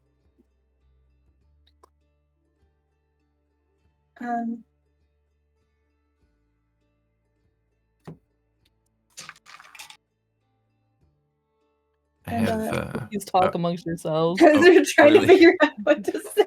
Well, as we were talking about tarot decks a moment ago, I've got a really pretty deck that I'm afraid to actually use for anything because it's on this like gorgeous matte black cardstock with white ink and a lot of gold gilding all over it. Yeah. And I'm really afraid of messing up that gilding. Yeah. Fair. I understand. I have a tarot deck that like was handed down from my sister. That's just like a basic tarot deck, but it's in a box of tarot for teens. But then on Etsy I got My Hero Academia fan art tarot deck, Nice. which Ooh. is the one I usually use. I also had Deku's journal that I just like from before, and I was like, I like this, but I don't know what I'm gonna put in it, and then so I just put the basic like meanings of the thing to make a set. That would have been a Okay. that would have been a good notebook for V6. I recently got a tarot deck that's based on a bunch of Dan Mei novels. I don't know where I put it. Based on what? Dan Mei, it's a genre of basically gay Chinese romance. Like, Ooh, yeah, like there's an author, we call MXTX, has written 3 series, and they made a tarot deck about characters from all the series.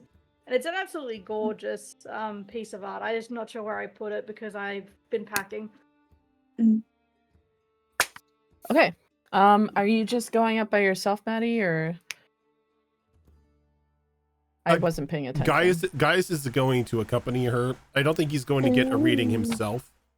It's just Aw. he can see that Maddie wants to go but doesn't want to go by herself, so he's just accompanying her. I think Avros like throws down his ale. He goes like, "I'll go with you. I didn't get mine read last time because I don't know." But then it seemed like everybody was having a huge revelation about it, so I'll see if it still holds. that's what I was thinking. I didn't get a chance to last time, but it seemed to really like. Yeah, it seems like right up your alley, like sort of like, ooh. Because I don't know what that was, but you know what I mean. Sort of like. Anyway, he goes, "Let's go get our Ooh. fortunes read." That's open there. Shush, shush. He goes, "Don't." I don't know what that was. Is this ale really strong? I guess so. Well, And if only Sonari was here, she'd love this. yeah. What a shame. Avros goes with you guys. He goes, Abelriel, you should come too. Come on, we're all going. I suppose there's no harm in coming along. Is Marina Yeah. going as well? Yeah, she'll follow you. She goes, I had mine read last time and it was like spot on. It was crazy. Oh, I was convinced she was spying on me. So, good luck. I'm sure. As you approach, Next goes like, well, we got some familiar faces here. How are we doing? And she goes like, it was our Belriel, right? I remember you had a mouthful of a name. Yes, I've been hearing that a lot lately, but you are correct. I like it. She goes, who's getting their fortunes read today? Hi, what's your name? Hi, Maddie. Maddie. Okay, Maddie, here's what I want you to do. I need you to, I have 3 piles in front of me of cards. From each pile, you tell me one number from each that you want. So first deck, whatever from the top. Second deck, whatever from the top. Third deck, whatever from the top. And I will draw your card. And then we'll see. And one of each deck. Exactly, because it's going to be past, present, and future. If you have a specific question that you wish to ask, you should ask it. Why am I getting into Arby's voice? If you have a specific question that you want to ask, you can definitely ask it. That was so weird. I don't know how to tell you guys this, but Avros is my insert. I love He's it. such a loser. I love him. I love him too. I think Okay. he's charming. Aw, okay. That's great. Ugh. Okay.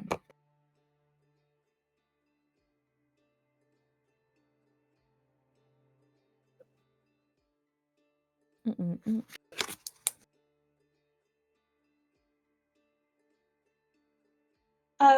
First deck, 6 from the top. 6 from the top.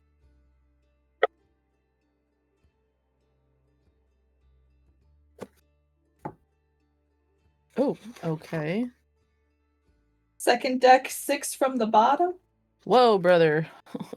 I'm sorry, do I need to slow down? I was wanting to kind of just ponder it for a second just to see what it Mhm. means, but give me a second. Oh, wow.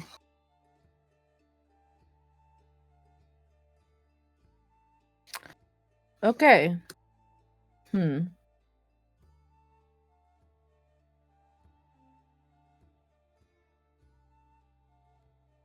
Okay, sorry. Then you can go to the third one. I was just looking at that first one. That's interesting. That would be 1 from the top. Oh. Okay. No. Cool. I know I Okay. shouldn't have gone with dice. Okay. No, that's fine. It's fine.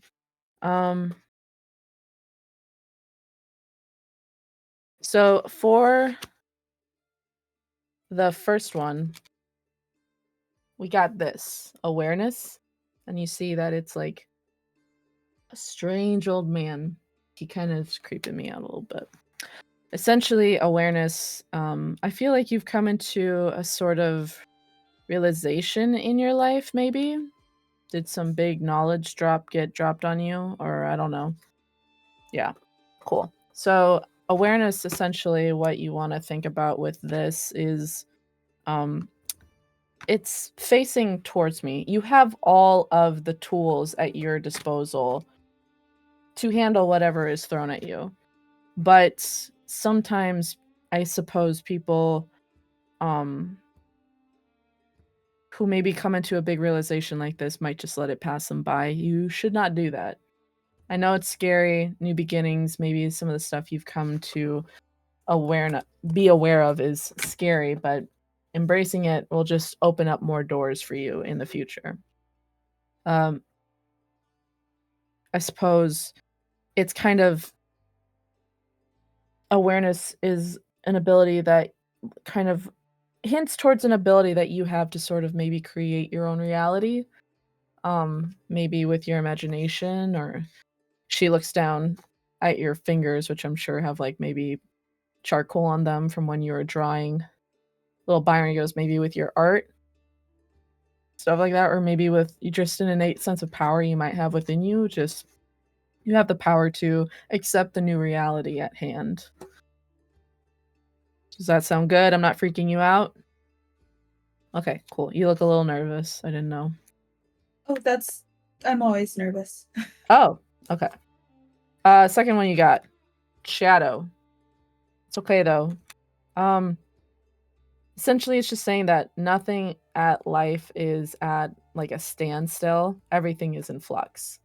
So similar to before, you got this new knowledge dropped on you. It's changing up a lot.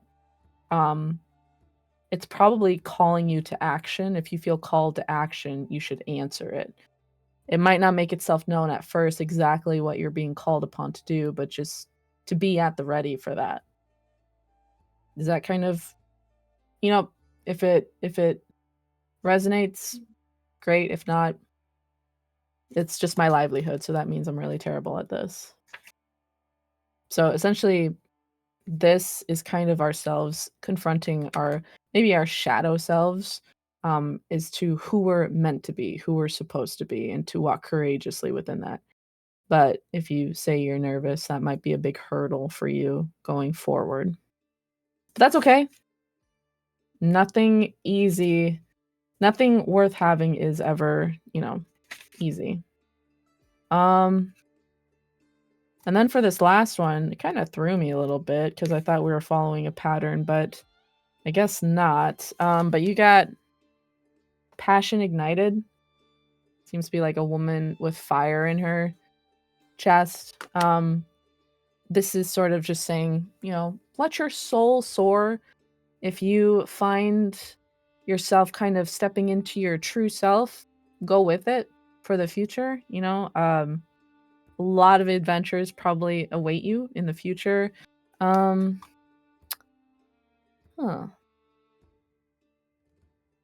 I don't know. Maybe it indicates that I don't know. She just looks so like happy. You have like a new sense of purpose, maybe, or maybe it's something a new sense of purpose will be coming to you. So just be open to that. That's kind of exciting. That's an exciting read. I'm excited for you. Thank you. Yeah. I will say that with that happening, you know, stepping into your true self, other people might notice something different about you. And I guess that's the mark of true friends or family. If they are happy for you, like, hey, she seems to be really thriving, they'll have your back. And if they reject the new you, then they reject you, I suppose. So just be mindful of that.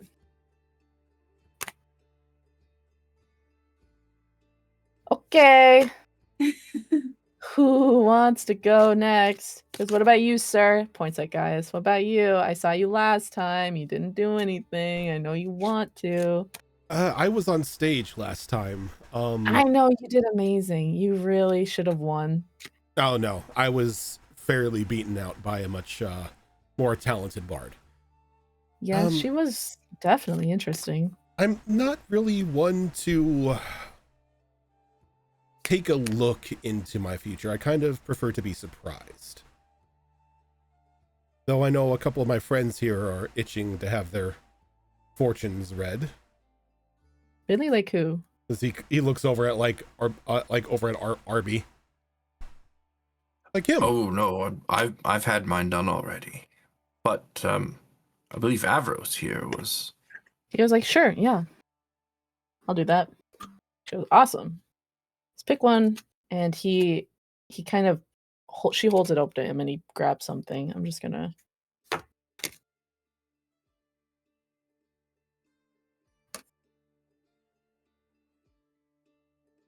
okay. It's never good when the DM laughs. It's just tarot. What could it be? Hmm.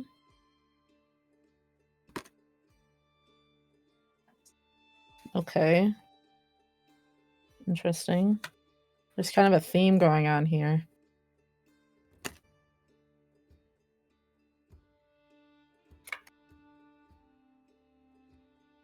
Ooh, okay.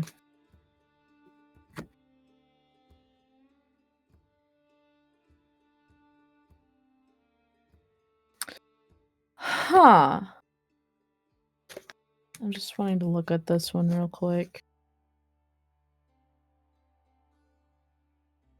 She goes, okay, well, I thought it was going to end up, well, I don't want to, she goes, I don't mean to scare you or anything. He goes like, well, you're doing a really bad job at that. She goes like, no. So the first one is foundation and achievements. She goes, I understand that you're a pretty well-to-do guy. You're pretty well known. He was like, yeah, I guess. She goes like, a lot of people, you can see that this family in front of their house looking upon their homestead with kind of contentment.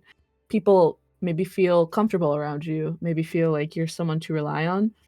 She was like, well, I should hope so.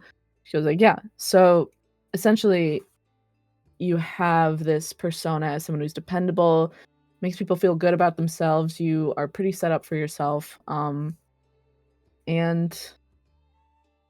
you seem pretty well off. However, I got this and it's firm foundation and it appeared to me upside down. Normally a firm foundation right side up means that along the same lines of you are well to do, you've got stuff kind of set in stone for you, you have nothing to worry about. But when it's upside down, it maybe means there might be a crack in the foundation, so to speak. Like a change might be coming where everything you kind of assumed was dependable, maybe even yourself as dependable, might not be the case. Maybe the people you thought you could rely on turn out to be unreliable. So just be on the lookout for that. He goes like, okay. And he goes like, and then I got I mean, this is not great, but I mean, it could be just a big change. But I got conflict and defeat. What is conflict? Really? He was like, usually something like difficult. She was like, well, yeah, conflict is difficult, but similar to Maddie, a lot of the things that you step into your true self through change. Sometimes that might be conflict. He was like, yeah, but it said conflict and defeat. So that means I'm gonna be defeated, right? She was like, well, no, maybe it's a defeat of your past self, maybe something like that. He was like, well, he picks up and goes like, the guy looks really like not good. He's really struggling. She goes like, please don't touch my cards. Sorry. This is very like stressful. This stuff is very stressful for me. She was like, I wouldn't give up hope. Sometimes the most difficult times of our lives are the most formidable, and formidable. Just, I suppose, be on alert for those who might not have your back, or for any cracks in said foundation. He was like, okay, thank you so much. And he reaches into his pocket and puts a gold coin on the table. Good job.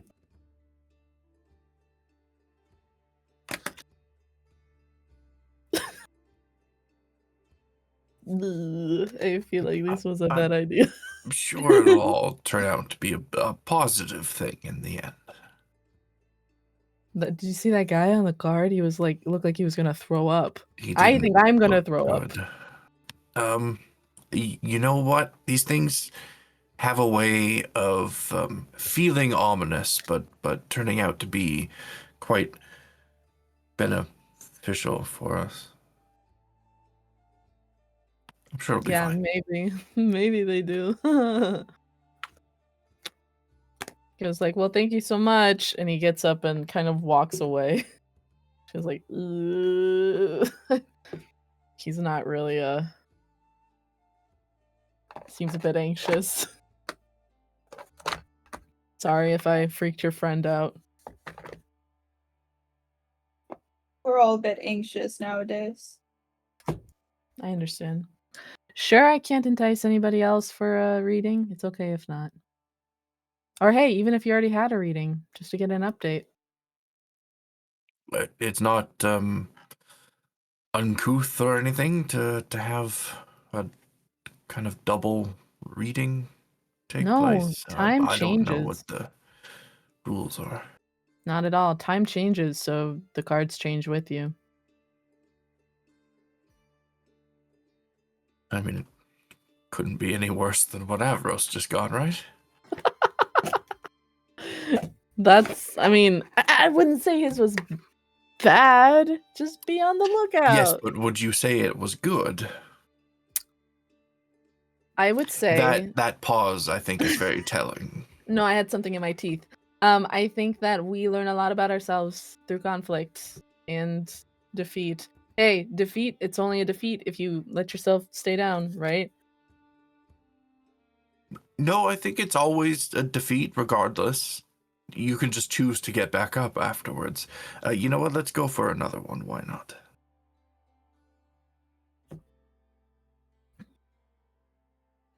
She goes, okay. I feel like I brought the mood down a little bit. That is just the risk we take with these readings, right? It's not anything you did.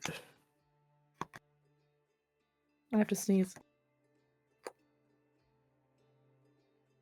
Because I want to tell you something. I haven't had the conflict and despair, the conflict and defeat card in a while. Okay, don't tell him that, though. He's gone.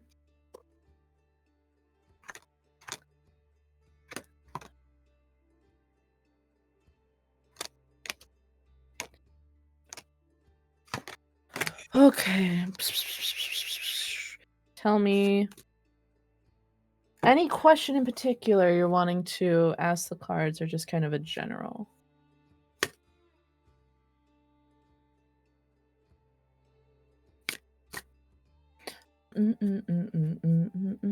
This is giving me like Witcher vibes, this music. I think that's fitting for tarot. Yeah. Yeah, man. I'm gonna play Gwent. No. Dude, I'm so good at Gwent. Me too. It's boring. I'm sorry. Gwent is the one like piece of content in that game that I skipped.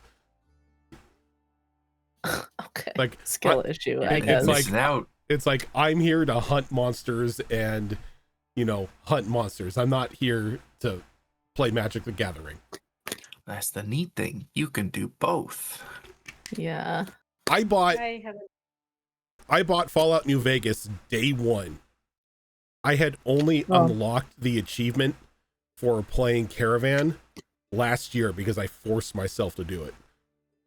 I'll tell you I- something. You know what's a good fun in-game card game is Sabacc in Star Wars Outlaws. Yeah, it is. Holy shit! That game is awesome and I'm so good at it. Okay, sorry, which card did you want to pick? I own Witcher 3 and I've never installed it. I've never had a chance to play it. Oh, Effie. I'm pretty sure Anyway, I can't remember if I bought it on sale or if you gifted it to me, Moles. It's probably either did, way. and you still haven't Either played it. either way is like it's likely either way. Okay, well, pick your stupid fucking card, Fox. I'm really upset now. Damn. I'm Third sorry. from the top. So Guys is gonna die because I shit talked Gwent. I mean, Oh. I made sure to direct the ire onto me because I haven't played one of Moles' favorite games. I'm tired of this, Grandpa. Tell me what your Yes, I second do. card is. 8th from the top.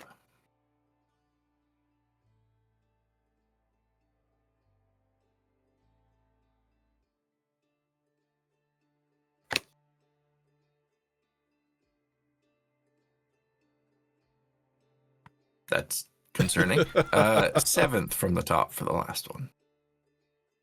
You got death, and death. Sorry, Okay. what did you say? I lost concentration. 7th from the top.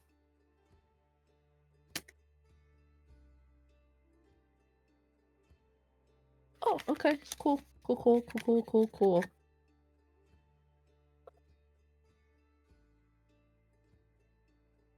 Great.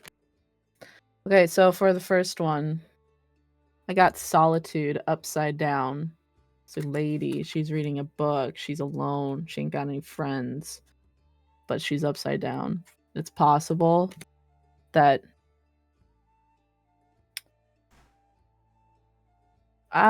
you seem like a real social butterfly. However, I don't know if you have a tendency to put up walls a bit, but perhaps those walls are coming down. Or maybe it's really hard for you to let those walls down, and as a result of that, you might find yourself kind of alone, maybe with only one or two real friends. I don't know if that's the case in the past. Second one we got was don't freak out. Emotional loss. I don't know your life, man. I don't know. Not sure if something has occurred recently where you maybe feel a great emotional loss. I don't know if you maybe had a sort of realization, or you've lost a friend, or maybe family has changed around you, or even emotionally, maybe your sense of stability in the society that you find yourself in. You're kind of like knowing your place, but that can be tough. However, last one you got was spiritual strength. Maybe spiritual strength is also sort of a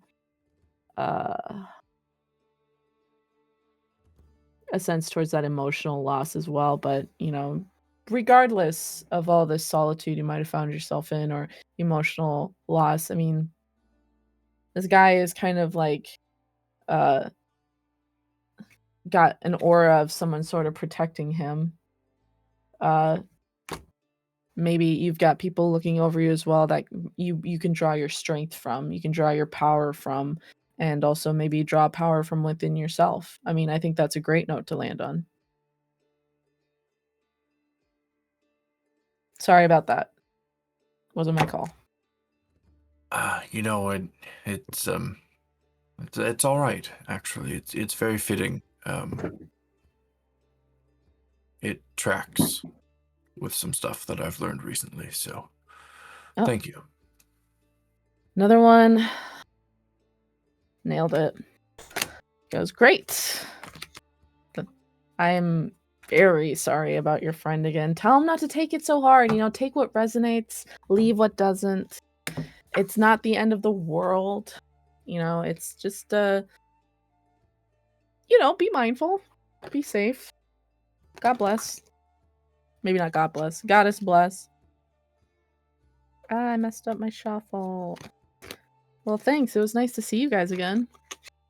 It's kind of insane that I can't ask for money here. I wandered to the wrong spot. And as they say that, I pull out a couple coins and place them No, on no. their I wasn't table. trying to guilt you. I just was commenting on the infrastructure here. It's a thank you for the 'cause service that you've provided. if I'm not Dorian paying sees you that, I'm for gonna the get in service. trouble. He might be hot, but he's very like strict. I'm simply offering my thanks. Okay, well, slide it, like pretend like you dropped it on the ground, and then I'll go like to pick it up for you, so it seems like an accident.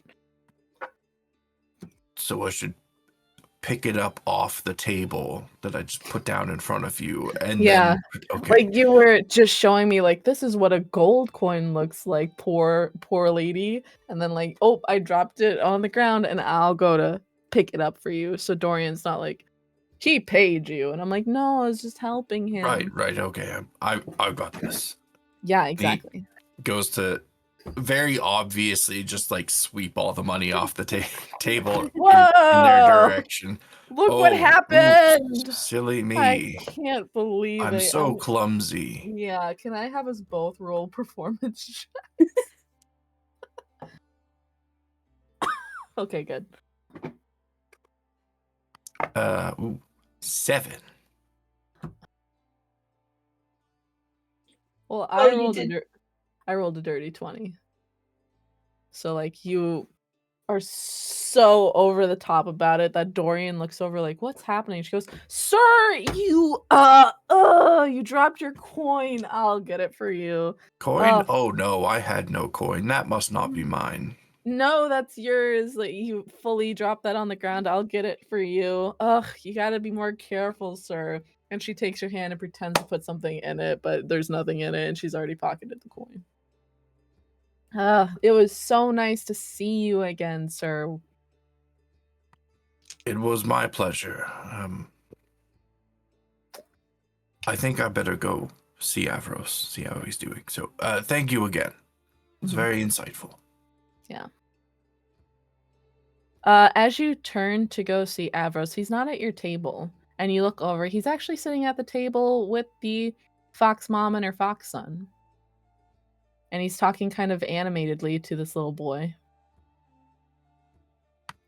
I will approach so that I can hear the conversation, but I don't want to just like walk up uninvited. He goes like, "So when did you know that you were a powerful wizard?" Well, I've kind of always known I'm a powerful wizard. It's just kind of an inherent feeling that you have. He goes like, "Wow, you know, I don't think my sister knew until she was maybe like 10 or 12." He goes, "Well, your sister's probably weak in terms of wizardry, whereas I've been practicing my skill for many years." And he holds his hands up. He goes, "I call upon the power of Loridia and the severed circles of the Vivraeus forest and all of its dominion." And his mom's like, "Can you just eat your food?" He was like, "My That's so mother real. my mother hinders me, but a true wizard knows that power will come when it's ready. He closes his book, which you see has like little notes in it and whatever, and various pages like tucked in there. It was like, wow, I'd love to see your magic someday. I'm sure it's great. And his mom goes like, please do not encourage him. He's Is there like candles or anything on the table that for there's like... a little candle there. So as soon as his book closes, I'd like to subtly just time a control flames cantrip to just expand the flame of the candle. How high? How high can... Oh, Jesus Christ, I can make it huge. No, I don't want to do that.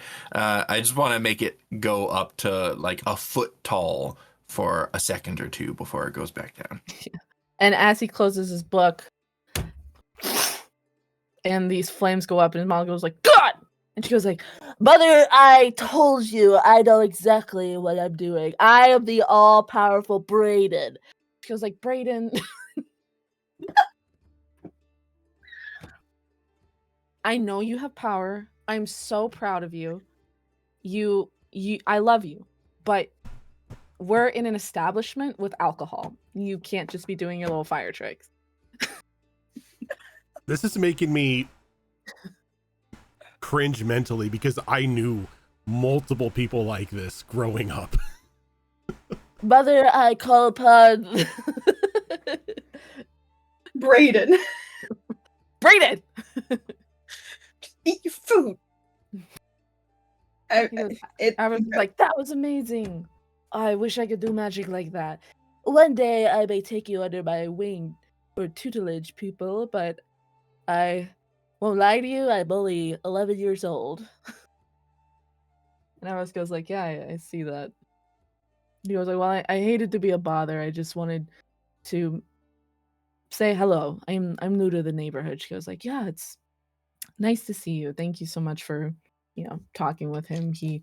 I will say I don't really have the eye for this sort of stuff, so it's nice. He's like, and now I will attempt to make this entire place go up in flames. He starts chanting again, but nothing happens.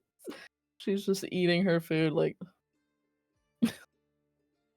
He gets up and goes like, okay, I feel like I overstayed my welcome, and he turns around, he sees you. Hi. Making friends? Mm-hmm. That was quite some impressive magic that boy had.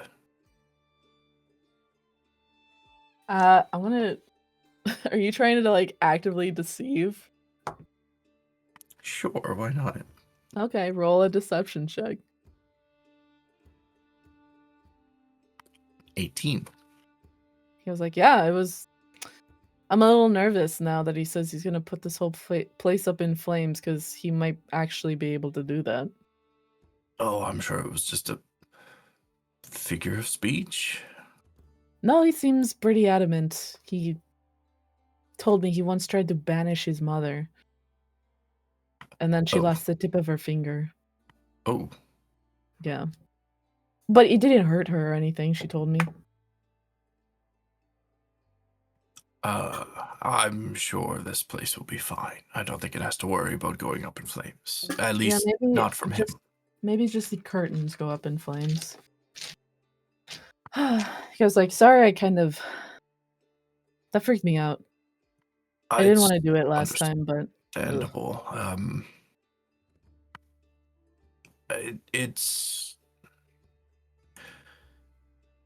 I don't think you necessarily need to read into it too much. I think it's a good tool for self-reflection, but doesn't necessarily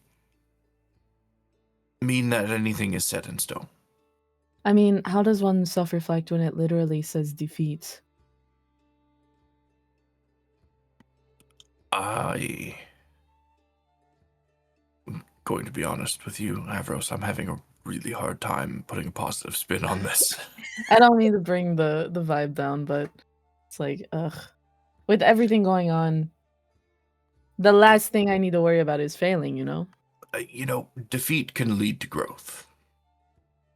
I heard you talk to her. Defeat is a defeat. Right. But sometimes defeat can be a good thing in the bigger picture. Maybe. I was like, well, I feel like we should probably be getting to bed. Unless you guys wanted to do anything else, but I might head up. I think I may head up as well. And I think as he does, he kind of goes like, also, thanks for insisting that I come along. This is nice. It's been a while since I've been in the forest. I did not know this city was here, though. I never got this far. Yeah, this is. I mean, this whole forest thing is new to me, obviously. But I had no inkling that this place even existed. Isn't that great? Like, there's still mysteries out there. I think it's a really good symbol for why we need to continue on the path that we're on.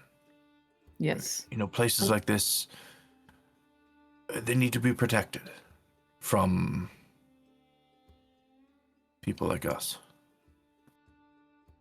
Well, I agree. Yeah.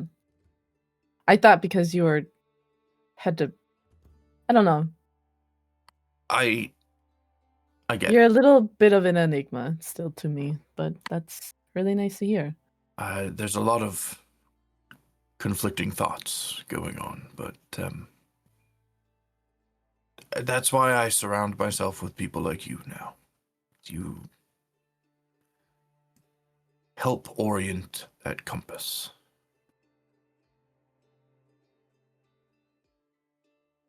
Well, thank you. I'd like to think that I do help in a way here and there, hopefully. And I think he he probably goes like, well, I should probably get to bed. I'm kind of cranky in the morning, so I don't want to inflict that on any of you before we leave for the night. Okay, well, Yeah, I will see you later.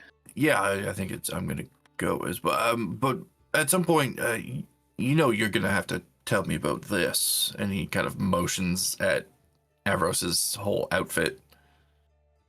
What? I've been working out. I work out. I take care of my body. Yes, I've noticed, but the What? outfit in. You know what? It's a conversation for another time. I'm going to bed. Good night, everybody. And then you guys both head up the stairs, realize you're going the same way. He goes like, "Oh, after no, No, you you go go first." ahead. No. Okay. And he goes up first. And Marina goes like, "Wow, that was really hard to." I, I assume I'm with Marina at this point. Yeah, she's Like, talking to you. She's like, "Wow, that was really hard to watch." yes, I'm awkward, but that was the next level. She goes, "I don't think you're awkward. I think maybe you just keep to yourself. I mean, I'm the same way, but that was like watching a carriage crash in slow motion." Yeah, where you just can't look away. And that's rare because the McDonald's never crash. So, wow. A private carriage crash. Yes. On a lonely street, no other carriages, and yet they still find their way to crash into each other exactly. She goes, ugh. Because I'm kind of glad I didn't get my fortune read again, because last time it really, like, rattled me. I guess the That's right. Bardingtons just don't have no luck with fortunes. Well, Yours was good, though. yes, frankly, I'm surprised about how well it went. You deserve good things. So do you. Well, so do you.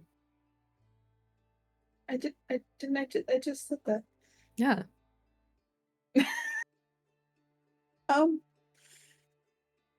Wow, this meat is very strong. Yeah. Yeah.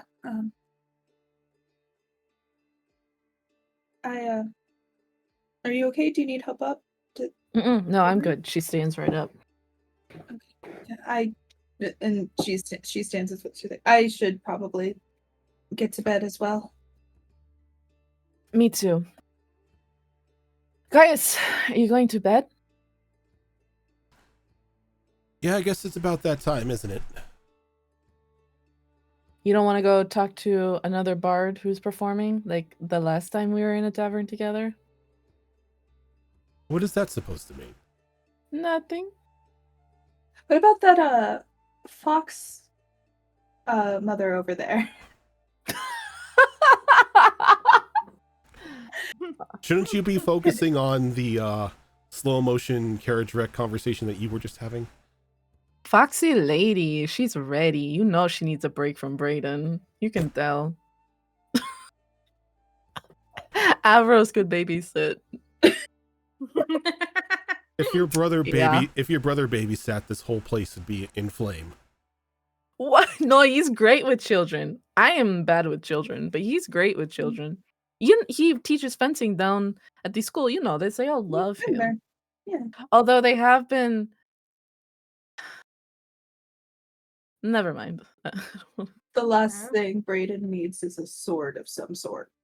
No, not a sword, but sometimes you just need like that little older brother attention. Mm-hmm. Not me though. I get enough of it. I bet. Me Yeah. too. I did. Yeah, I haven't seen him around lately. Your brother's name is Henry? Henry. Henry, I haven't seen him in a while. Yes, me neither. I'll have to check with him when we get back. We'll be back. She starts going up the stairs. Well, I'll see you all in the morning. And I follow behind her. I do the good thing of standing aside and letting her go up first, and then we go. Thank you. Like, you actually know staircase etiquette. Like, instead of just like, oh, no, you go. No, you go, you go. No, you go. Trapped in the politeness of etiquette, only to cause a carriage crash. Only to cause a carriage crash. Oh, it's so embarrassing. Okay, she goes to bed. Yeah.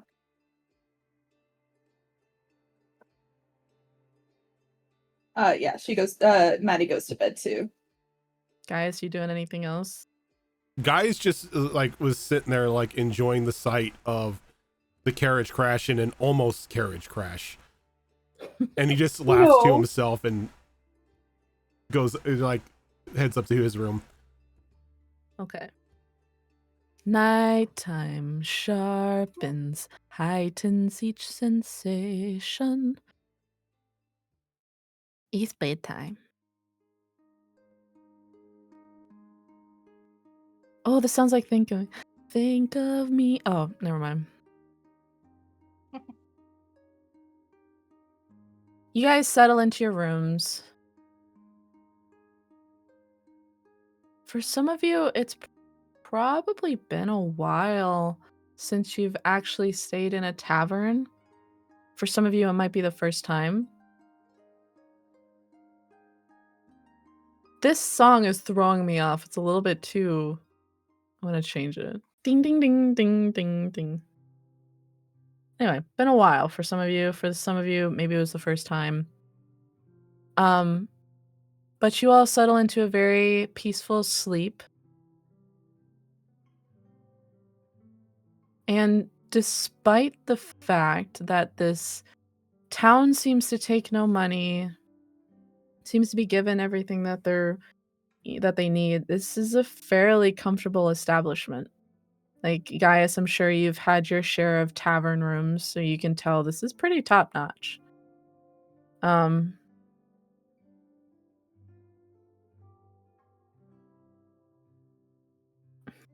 gonna... Gaius, or sorry, Arbeliel, will you call odds or evens for me? Even. Okay.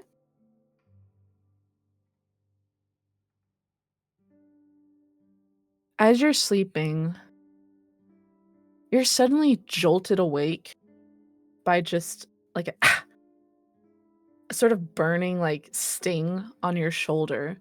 And you remember that's where that hand had rested on your shoulder when you thought it was Avros. And as you maybe pull your shirt aside, you see that it's flared up red. And it's dark. You're maybe a bit disoriented. And maybe you're still trapped in that place between waking and dreaming. But it almost feels like something like tugged on your arm.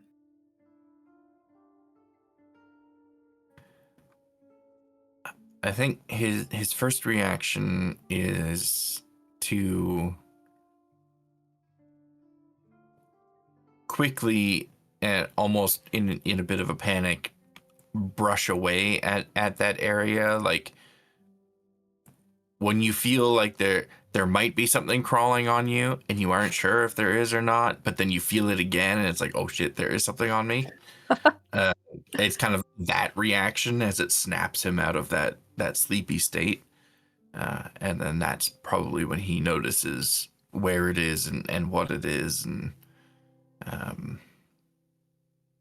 the tavern keep mentioned that there was faucets in the rooms, right? Yes. And a small mirror as well. So he'll probably get up out of bed, light a candle nearby or something to bring with him to see, and go to the faucet and the mirror with the intent of just putting a cold, wet cloth on the spot, but first looking at it. As you're looking at it, it seems to like the edges seemed almost singed. And it's kind of painful. And you still feel kind of like something's pulling on your shoulder, like tugging at you.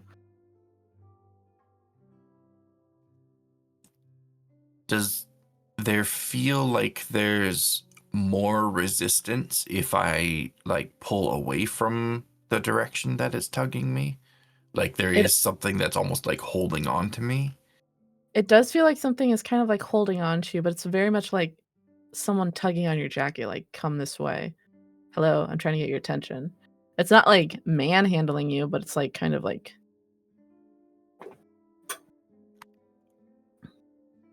If I let it begin to guide me, does it continue to do so? And does it seem like it's actually taking me somewhere, or? Yes. Okay. Just out of curiosity, then I will follow its lead. Okay.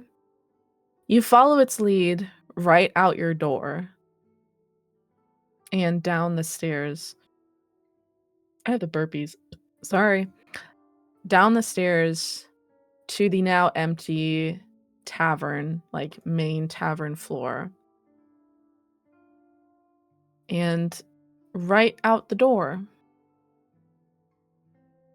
Do you continue to let it?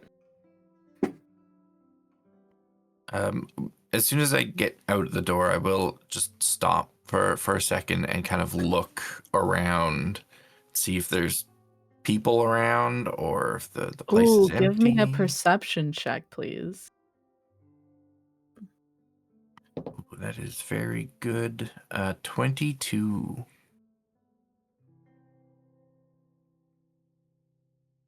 Okay. I need to check something real quick.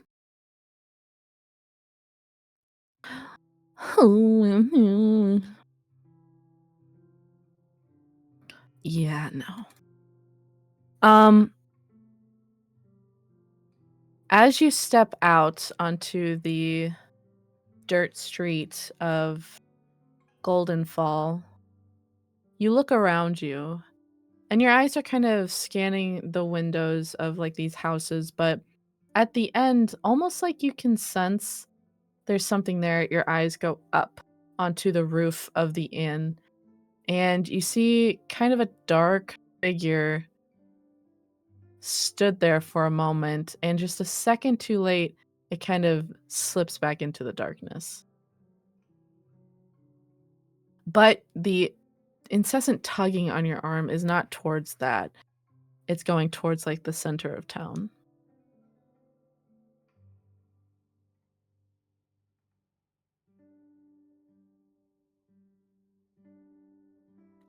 Arby is too curious not to follow this, so he will continue to let it lead him. And it's not a very long walk. It leads you right up to the fountain that's in the center of town. And as you approach it, you can see, I'll just carry over your perception check from earlier because it was quite good. You see, like, inlaid in the stone, it seems to be telling a story that I believe you're already familiar with, which is the story of how, shit, I forgot my own notes. Yes, I am very familiar with that story. Yes, you know. 1 second.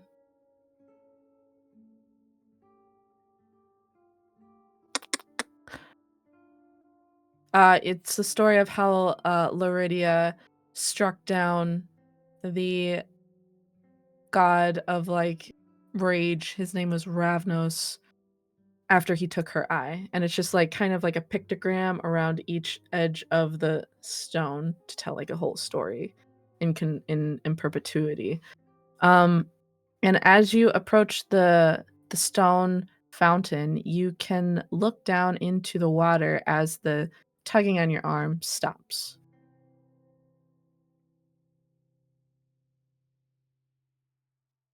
Yeah, so he'll just kind of peer down into the surface of the water. See if there's anything strange about it. See if there's anything strange about his reflection in it. See why he was led to this spot. Sure. And as you do, you can see that your reflection sort of shimmers. And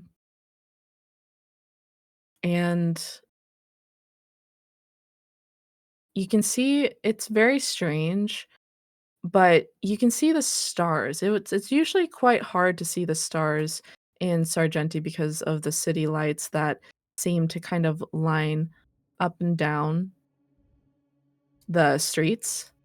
But here they're so bright, and it seems like you have sort of like a backlit starry night behind you. But as you look down, you can see that your reflection seems to sort of waver and shimmer and change, even though you did not disturb the water at all.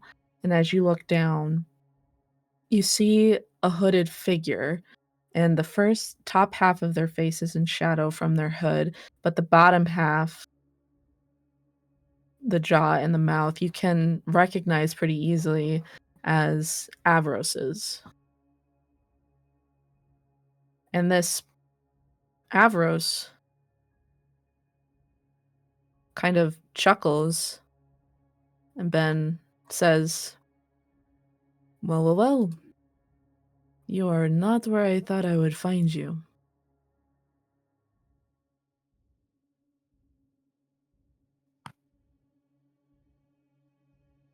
And who are you exactly? And at this, they take their hood off. And you can tell, like, if you weren't sure before, when you had kind of inferred that that person who had laid their hand on your shoulder was not the true Avros, you can see now that their eyes are like this really gross, sickly green, which is not his normal brown eyes. And they go by and they say, I go by many names. I chose this one because you seem more open to it.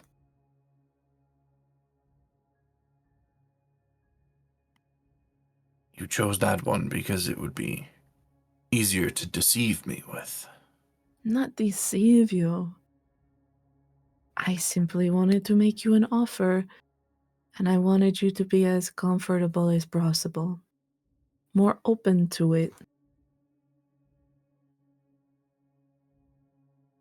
Because I have not forgotten about your wish to be freed from this yoke of responsibility.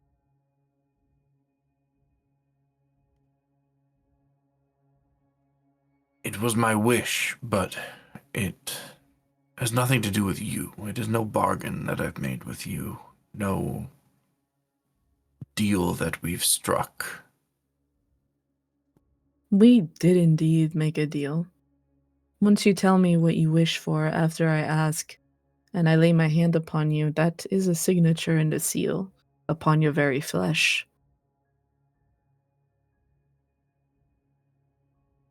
It was a deception.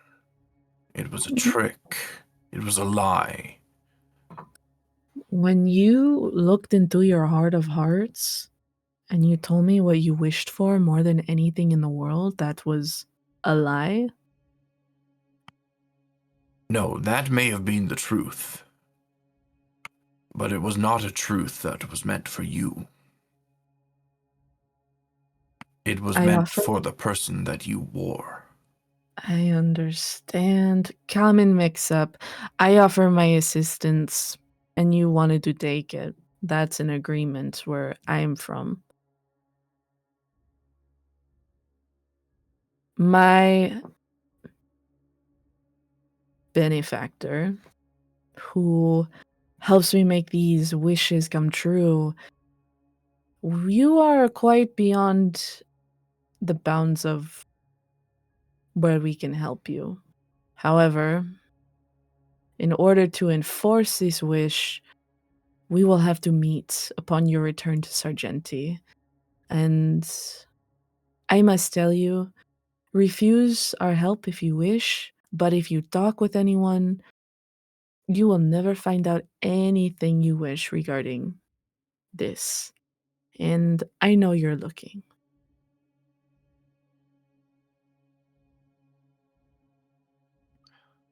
Why make the offer in the first place? What do you and your benefactor get out of it? So much. But it's a bit tawdry to go over details before the actual conditions are set down. We want to make sure we can make an offer to you that you are receptive to and make sure that we are getting something in return that seems fair. And you expect that I will just willingly meet with you once we return to Sargenty? Unless this spirit of curiosity that has you tailing behind your friends, acting like a mini detective throughout Sargenty is just child's play, then yes, I suppose I do.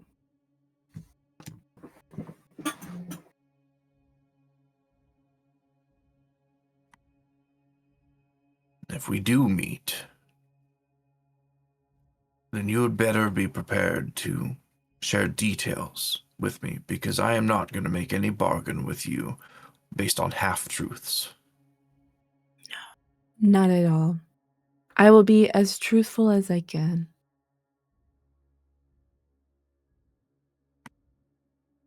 Will your benefactor be present at this No. meeting? So I am destined to make this deal with the middleman then. Middleman, that's a bit rude. Because, trust me, I am more so his voice as we go throughout the city. And there is great power that can be given to those who align themselves with him. Is that the same promise that you made to the one that murdered Avros's father? Because, do you even care? Would I have come this far if I didn't? I know that you look down on those eyes rats and what they do. The only reason you're here is because you think it might happen to you.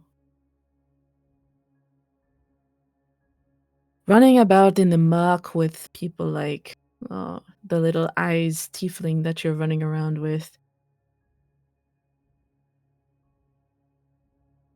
It's amusing, but I think you know where your place actually is.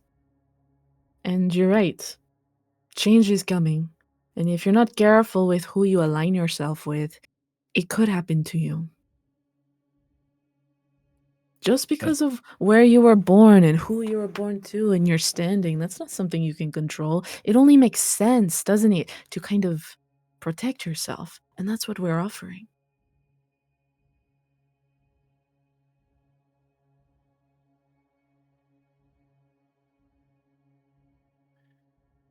Sounds a lot like you're treading the line of threats. I hope that isn't the case.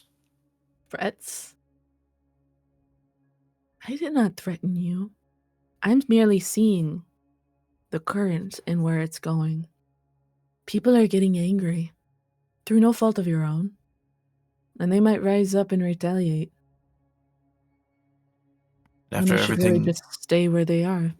after everything they've been through, do you not think they have the right to be angry? Everyone's got a right to be angry, but if they aim it in the wrong direction, the wrong people get hurt. I don't think you're the right person to aim their anger at. It was all out of your control. You didn't know what was going on with your father's business.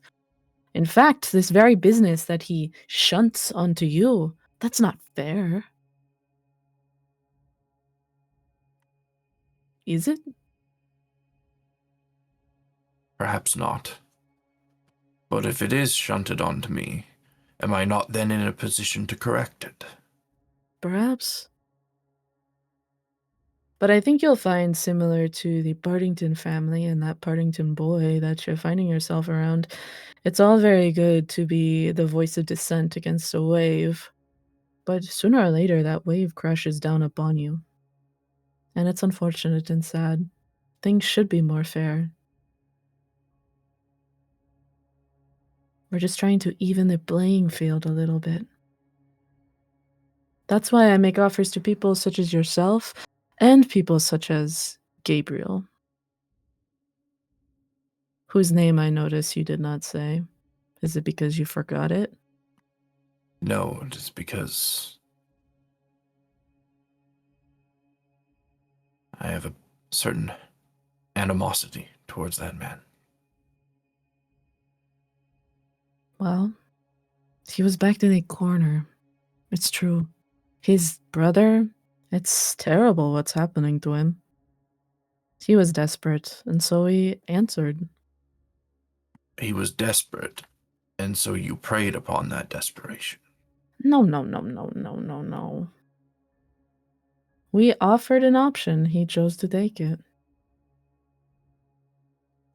And would you have offered that option to him had he not been so desperate? Probably not. Precisely. We're just taking advantage of the opportunities before us. Yes, I have used that excuse myself many times. Yeah, that makes sense. You have. You're a very good businessman. But so is my benefactor.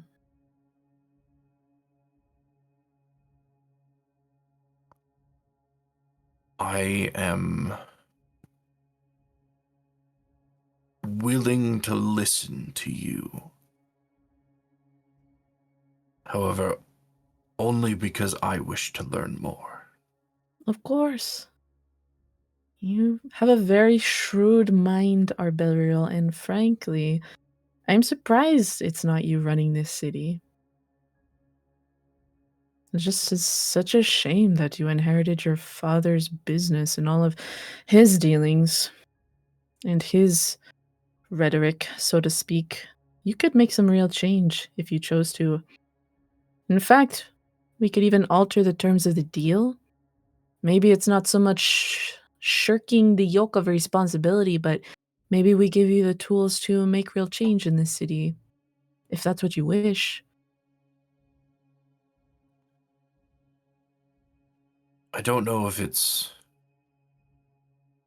something I necessarily wish for, but it is something I intend to do regardless of your help.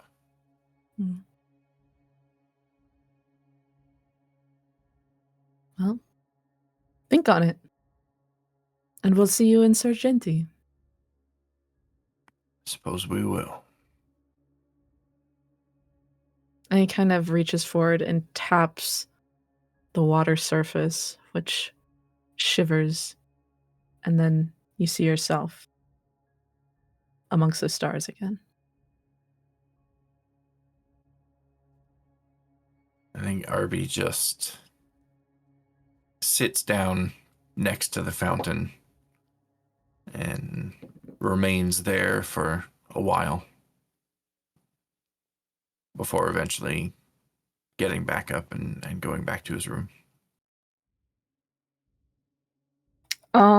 Okay. Give me 1 second. Oh my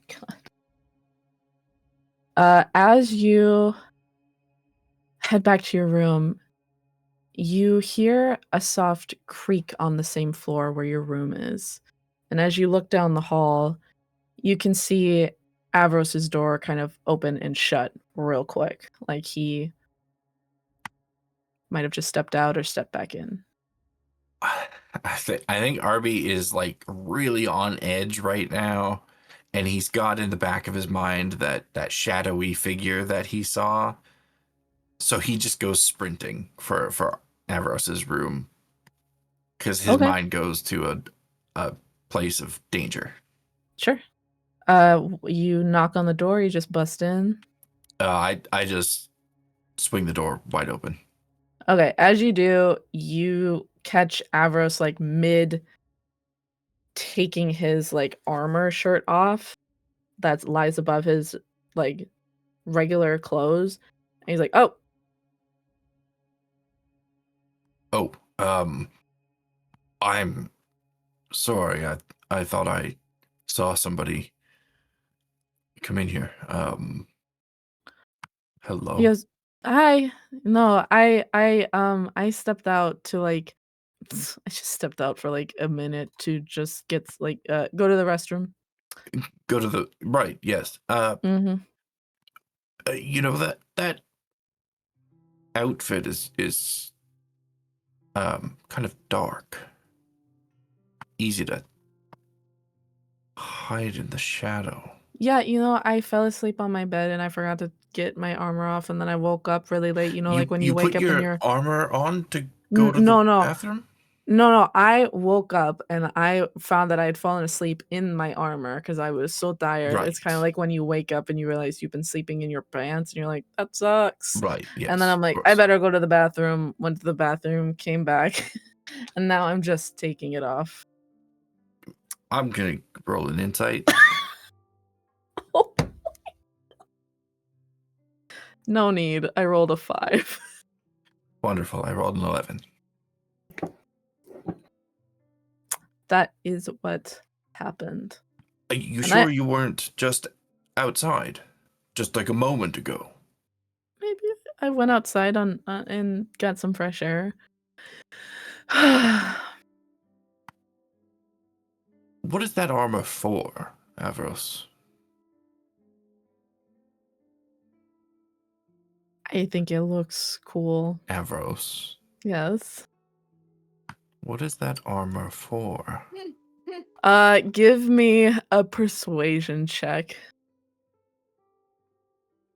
Ooh, I am very good at those. And you know what? I'll give you advantage because this man is flustered and This just keeps getting better. That was an 18 on the die for 26. wow, okay. He was like, okay, and he kind of shucks the rest of the armor shirt off and he sits down and he starts taking his boots off and he goes like, I'll tell you if you promise don't tell Marina because she does not know. And I don't want her to know. You have my word. Okay. No. Okay, so despite my best efforts, I was never really able to go along with my father's idea of justice. Just diligently working towards a better future through bureaucracy and decorum. It's slow, it's frustrating, and I had my eyes open to the whole unfairness between you, the upper crust, where you and I are, and the lower edge by my father. But I felt like in this governmental red tape, others were kind of being lost by the wayside. You can work as hard as you want towards and at this he kind of stands up. He's got one boot off, one boot on. He's still kind of like talking with his hands. He goes, you can work as hard as you want towards an equal future, yeah? But there are still people out there who are dying of starvation or just poor living, like, disease and in poverty and stuff. And it's heartbreaking. And he goes, and it started when I was younger, and I know I seem like the pinnacle of responsibility right now, but I was a little bit reckless. And this is embarrassing. I would entertain myself kind of by breaking into people's homes who were rich and stealing things I thought they wouldn't notice. Like a necklace or like a priceless heirloom. Or one time, a taxidermied cat. That was interesting. He was, how can you know? I don't know. And I would just hide them around town or I would just keep them. It was mainly just for the thrill of it. I had a problem. And then one night my father catches me sneaking back in and he has a serious talk with me and he says that he said something like that kind of resonated with me, which is that even if I was in a Bardington, my existence has to be purposeful. Like, and what is purposeful about stealing, baubles and jewels and things here and there? Who is it helping? And it was that way that fathers talk to you where they're like, I'm not mad, I'm just disappointed. And I felt terrible. Yes, I'm familiar with that tone. Yes. Because, I'm in a position of privilege as a Bardington, and I have so much to offer where others do not. And I should be making better choices.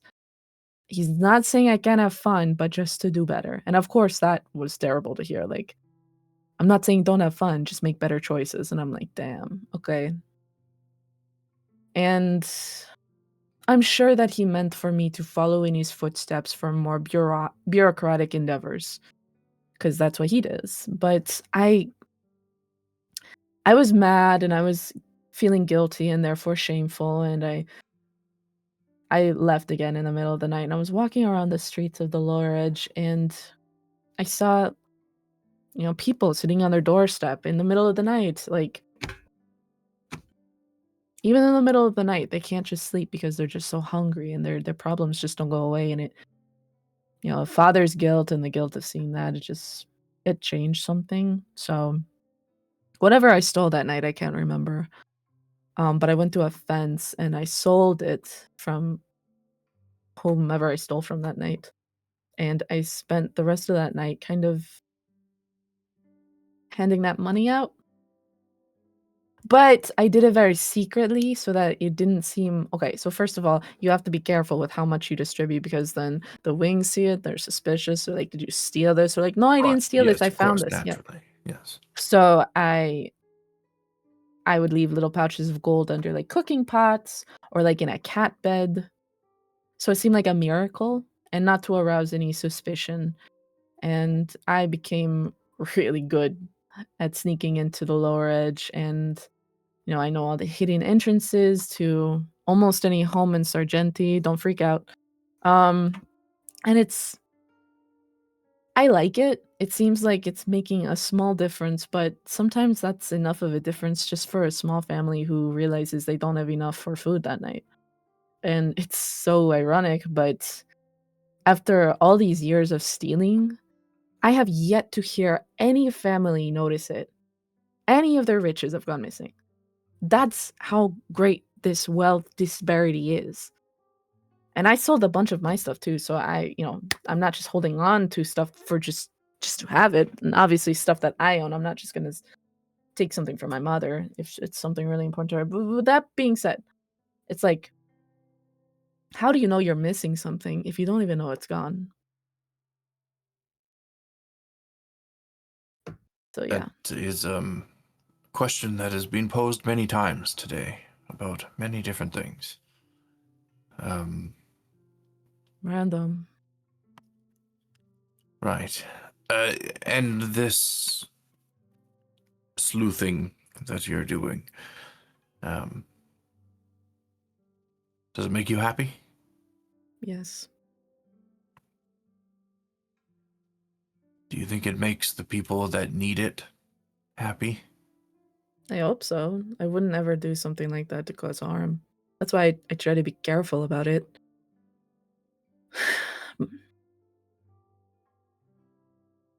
Helping people and being of use is important to me.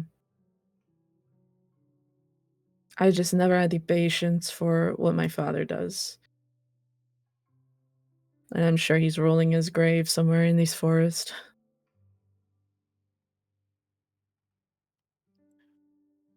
I don't know. I didn't really know the man, but I feel like, in a way, someone with his principles might be proud of what you're doing. Maybe. A little difference is still a difference. A little And difference is still a difference, that's true. that's something that Sargenty, as I'm learning lately, is in desperate need of. People of action. People of equity. Well, thank you. But I do have to ask you a question. And Avros, I need you to be completely honest with me. Okay. Have you ever broken into my house? Absolutely. This was God before I damn it. knew you. But of course I have. Several times. And I'm not going to tell you where. Maybe You're I not will. going to tell me what you took either, are you? I don't remember. And I didn't notice. God damn it. You didn't notice. That's the whole thing. I've done it to That's the the whole Fitzgeralds. I've thing. done it to Okay. the Tybalts. I've done it to yeah, I mean, I've been into the Tuft house before anybody else has, aside from their servants. All right. And you're going to continue doing this, I assume. Yeah. Sorry. You have nothing to apologize for. But I'm saying sorry because I probably will have to hit your house just to make it fair. You know what? I'll tell you where my father's room is. I already know where your father's room is. I'll tell you where his safe is. Not Behind that the one, portrait of the the other ducks, one. right? Oh, okay, sure. I was just talking about the one behind the portrait of the ducks. There's one underneath the floorboards, beneath the chair in his study as well. Thank you. Don't try my birth date as the combination code because I really doubt that's what it is. Okay. As well. You Don't know, be mad at me. Sorry. next time you go out, maybe stop by my place. I've got something that can help you. Really? Are you just going to be cryptic about it? Oh, no, not at all. I'm talking about this. And he snaps his fingers, and Avros turns invisible. Holy! Oh, true invisibility. It's something I've always striven for. That's amazing. How long does it last? About an hour. I'll try to But, keep it quick I then. can do it a couple times. Oh, so you want to come with me? Well, would be really handy to have somebody that can just naturally go invisible, as he Yes. naturally goes invisible. Okay. Wow. Oh, no. Not that I'm saying I can do that or anything. No, of course not. He goes, oh, no. Okay.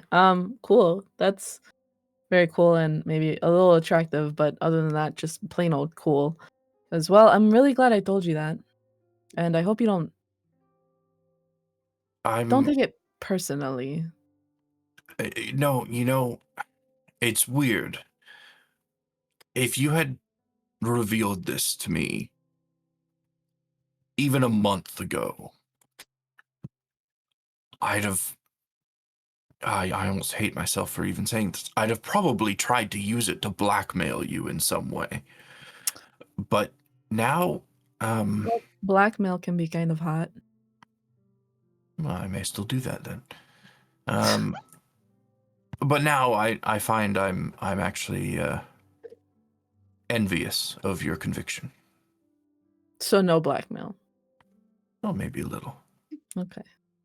Well, that's gratifying to hear because every day I kind of doubt whether I'm doing the right thing or not, but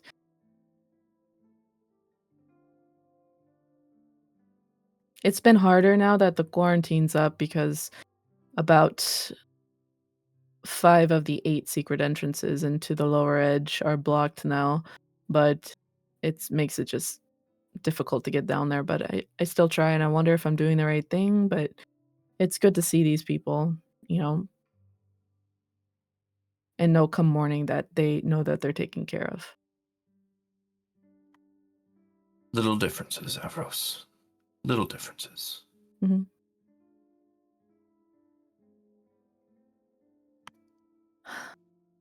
Now, I really should be getting back to my room. Mm-hmm. That sounds good. Um, Sorry if I scared you. No, I don't want to elaborate, but I saw you out there. I lied. I'm sure it's probably a shock, but I lied. I did go outside. I figured that was you. I mean, at first I What? thought it was some creepy figure following us, waiting for the right opportunity to pick us off one by one.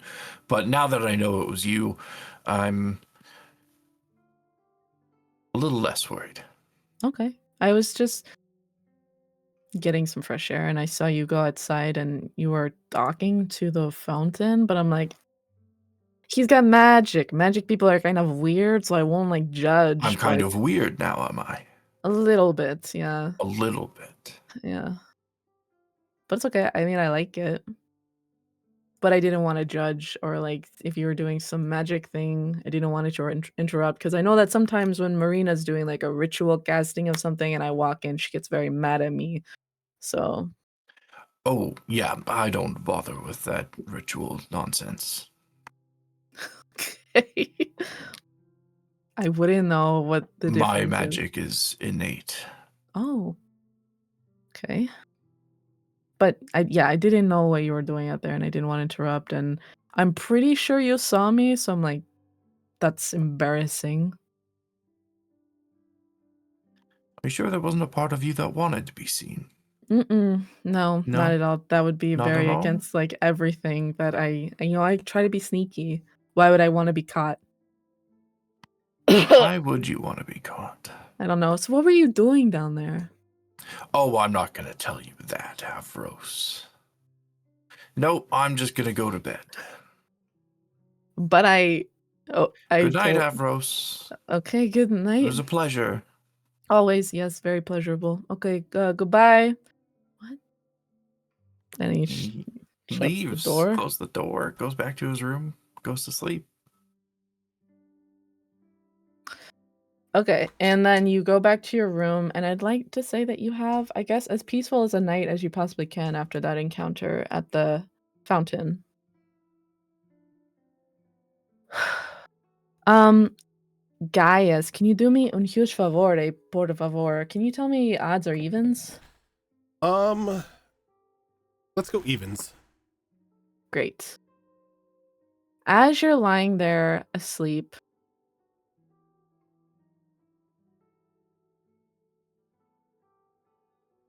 it's a comfortable inn. These beds are feather soft, and you slip into dreamlessness. And you find yourself kind of dreaming of this endless stone stair, and there's mossy green that covers these stairs that makes them a bit slick. But you still continue walking up and up and up, and at the top you see a sort of stone building there. And as you climb, you can hear a voice continually whispering in your ear saying, "Come find me, come find me, come find me." And it's like every step. It's like a chant over and over. And as you look up, through sheer force of will, you will yourself to the top of the stairs, like kind of in dreaming where you feel like you're moving through water. And you find yourself looking at a very modest stone chapel. And it's got a statue of Laridia at the front with her hands open, sort of welcoming, which is the very popular sort of version of Laridia. And she's covered in moss as well. And as you walk through this chapel, you can hear kind of this thrumming sound coming from the back of this chapel saying, "Come find me, come find me." And as you push open the door to this chapel, you wake up.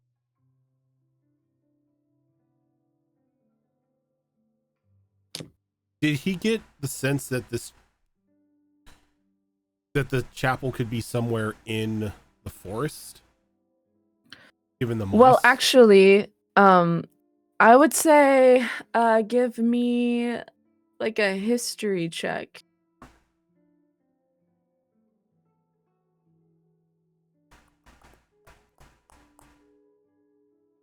That is going to be a 21.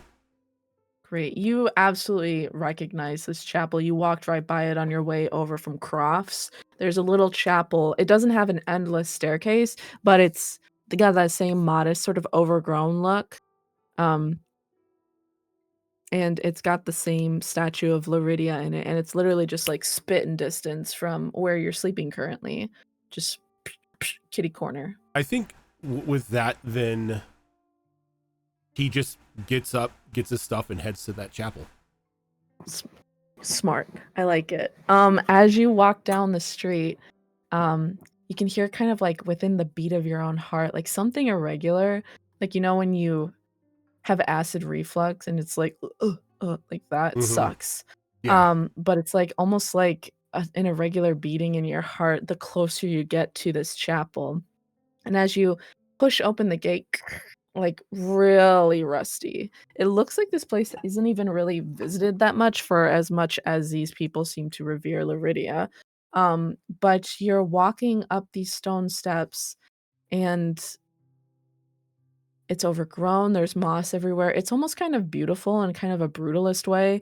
But as you push open the door of this chapel, it's just a chapel. You see these little wooden pews. One of them's knocked over. But as you walk up to this enormous statue of Laridia within it, which seems to take up way too much of this tiny little chapel with her arms open, you can see kind of like mirroring this like strange thumping in your heart, a similar thumping within her own heart of this statue before you.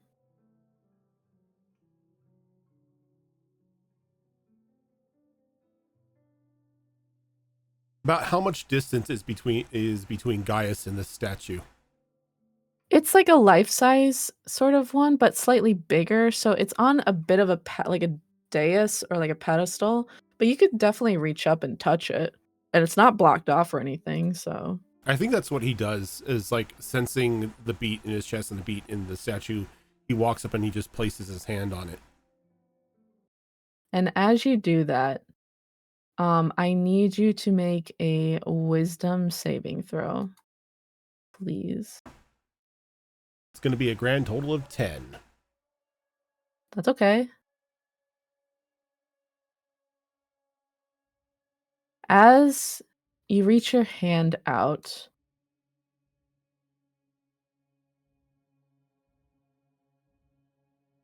you feel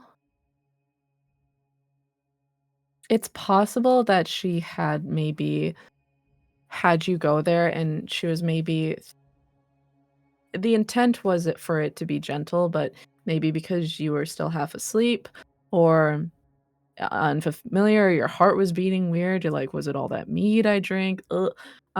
As you reach out, you feel sort of like a painful clench in your heart, and it twists strangely, but you feel this sort of shivering warmth encompass your entire hand. And as you do, you see outside the window of this chapel a kind of glowing green light, still with that warmth in your hand. I think he's gonna wince a little bit and kind of just like place a heart, well, not a heart, but a hand to his chest for a moment until like that pain dies down. He's just gonna slowly straighten himself up and he's gonna head towards that light. There's a small door to the back of the chapel, and as you open it, it leads to a graveyard. It's rather unkempt, but it looks like there was fresh dirt dug maybe yesterday before you guys rolled into town. And there's a casket next to it, as if it's going to be put in to the ground maybe tomorrow morning or something.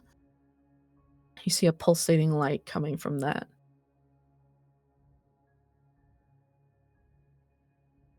He's not gonna open the coffin because he doesn't really want to like disturb the body or disrespect it in any way, but he's just going to place a hand like on top of the casket itself, like directly where that light is coming from. You hear like a sigh, like but as you place your hand on it, you can feel something below, like straining to like reach back at you. But it's almost like when you just can't breach through a wall or maybe a window, like you guys are on opposite planes of a glass. Does he get the feeling that it's the lid itself that's stopping the contact, or is it like they're just on two different planes? Give me like a perception check.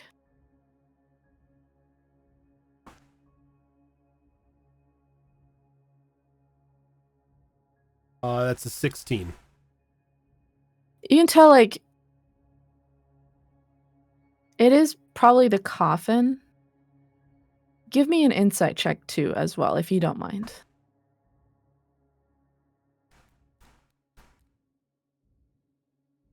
Insight's going to be 12. Despite this green light leading you here and the warmth in your hand seeming to respond, you're still a little afraid. Probably because death is frightening.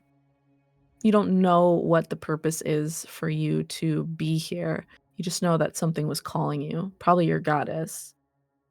But you don't really understand why she's bringing you to this casket where there seems to be sort of a boundary, which is the coffin lid, or what she wants. I think Gaius is going to steel himself for a moment. And I think he's just going to like, like under his breath, like, we really have to work on our communication skills here. And he's going to like... Give me a second here. Give me a second here. Okay. I think as you say that, you probably hear like a soft like laugh in your ear. And then you feel like these almost like warm fingers travel down your arm to your hand, and you see the lid move by itself. And it's almost like this warm hand is guiding you towards whoever lays within. And it looks to be a very old granny. And she's lying like this. Give me a perception check real quick.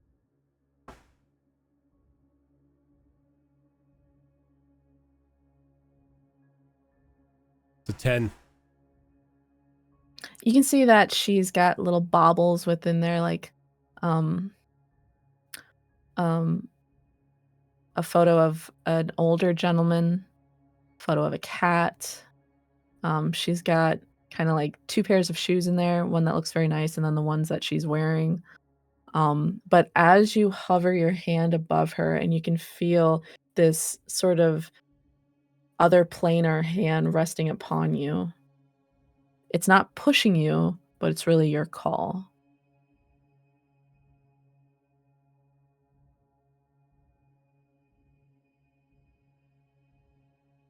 I think he's not really sure what to do. I mean, he's not the religious type. He hasn't really handled bodies or anything like that before. So I think he, like, as he has his hand like hovering over this corpse, he's just gonna like whisper, "What do you want from me? What am I supposed to do?" And you hear that voice in your ear goes, "I wish to give you power." And you feel that hand press down until you're resting your hand over the heart of this little old lady. You're not touching skin or anything. She's bundled up all the way to her neck, but right over her heart. And as you do, it's almost like you can feel a heartbeat underneath there. But she is dead. Like, you know for a fact she's dead before it stops, like it was an answer to a question. And then you see, with like a small, you see her eyes open. And she looks at you and goes, "Oh, hello, handsome. Is it my time?" Your time. "I think I've died, haven't I? Have you come to lead me home?" Ma'am, I'm going to be completely honest with you. I'm not entirely sure why I'm here. I was called. "Oh, I'm sorry." It's a bit of a confusing instance for both of us, it seems. "Oh, well, I was Um, hoping it was time for me to be brought home. is there anything I can do to help you? Um, she kind of looks around. "I don't think so. Uh, I just don't know where to go." And he's like thinking to himself, he's like, a little guidance would be appreciated on this matter. And I think, give me 1 second. Give me You can either give me oof. You can either give me an arcana check or, you can give me an insight check. I'll do Arcana. I'm not proficient in either, but it's one higher. That's going to be a 21 for Arcana. Okay. As you are holding your hand over her chest, she goes, I just don't know where to go. I really do miss my cat. He had such a charming smile, and he was so cute, he would rub up against your legs. He was a little odd. She's just kinda talking to herself. As you're holding your hand over her heart, you can hear a voice in your ear that says, "Every heart is a pilgrim, and you should guide her home." And with that, you can see this lady's kinda like a sort of ethereal version of her kind of sit up straight and look right at you. And it is like her, but it's just like you can almost like see through her. Mm-hmm. And you see a little ways down in the graveyard as she sits up, because it's like she was talking to you about her fears and whatnot, and you were like listening. It's almost like she's letting go of her mortal being with that arcana check, her mortal, Mm-hmm. shell. She sits up and it's like she's ready to go. And she kind of struggles to get out of this casket a little bit. I think And Gaius like reaches his hand out and attempts to help her. and as you reach your hand out, your hand should go right through her, but it's solid. Like you can grasp her hand. She goes, "Oh, thank you, young man. I'm a little bit nervous. I've never done this before." And as she says that, you can see in the distance, a sort of like small gateway open up at the edge of the graveyard where it was a gate that would open up to the wilderness beyond it. And it seems to like shimmer with a kind of a warm light. She goes, I'm just a bit nervous. If I'm completely honest, so am I. Looks like Because will you help me cross the yard? looks like we're taking both of our first steps. But he, you know, I think just very gingerly like interlocks his arm into hers, and he just like begins to like lead her down towards that gate. As you approach the gate, it's a chill night, but as you approach it, you feel warmth emanating from it. And she seems to kind of like almost in relief. And as she approaches and she's a step away from it, she's like, I think I can handle it from here. She goes, thank you so much. Sorry if I took up some of your nights. I didn't mean to. Oh, it's no problem at all, ma'am. I think she reaches out and pats your cheek. She goes, good boy, such a good boy. She turns and she walks into this gateway. And as she steps through, it starts to close. And I think Gaius just stands there and waits for like the gates to completely shut. And they shut.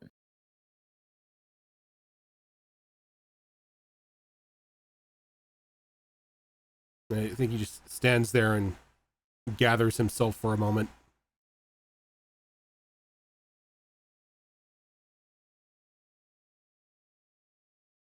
So is this Yes. part of our deal? I shepherd souls to the other side? As you say that, you see a passing breeze go through the graveyard along the edge of it on the side of the fence closest to you.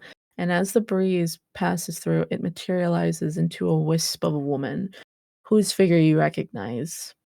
Her face constantly shifting between the face of a beautiful young woman missing an eye and the face of a skull. She goes, to harness my power is to answer a calling of sorts. There are some who might need help passing through to the other side, and there are some whose fates are yet undecided that I might call upon you to decide for them. And there are some with answers you might have questions for that seek to assist you. All I ask, you help the occasional lost soul home. He nods. Far be it from me to back out on a deal. If the occasional soul needs help, then I am happy to help.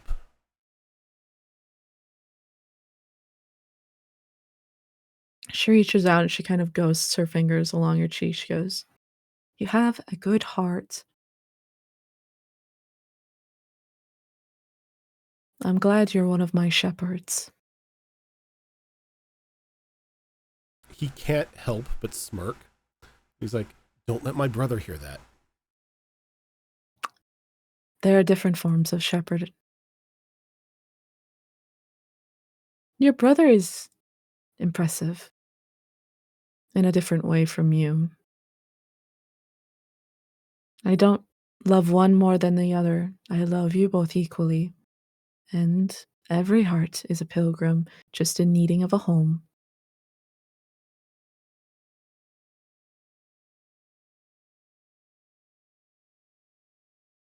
You know, if this was in any other circumstance and any other person telling me this, I may have called them mad. You and I haven't really been eye to eye on many things. especially before our meeting.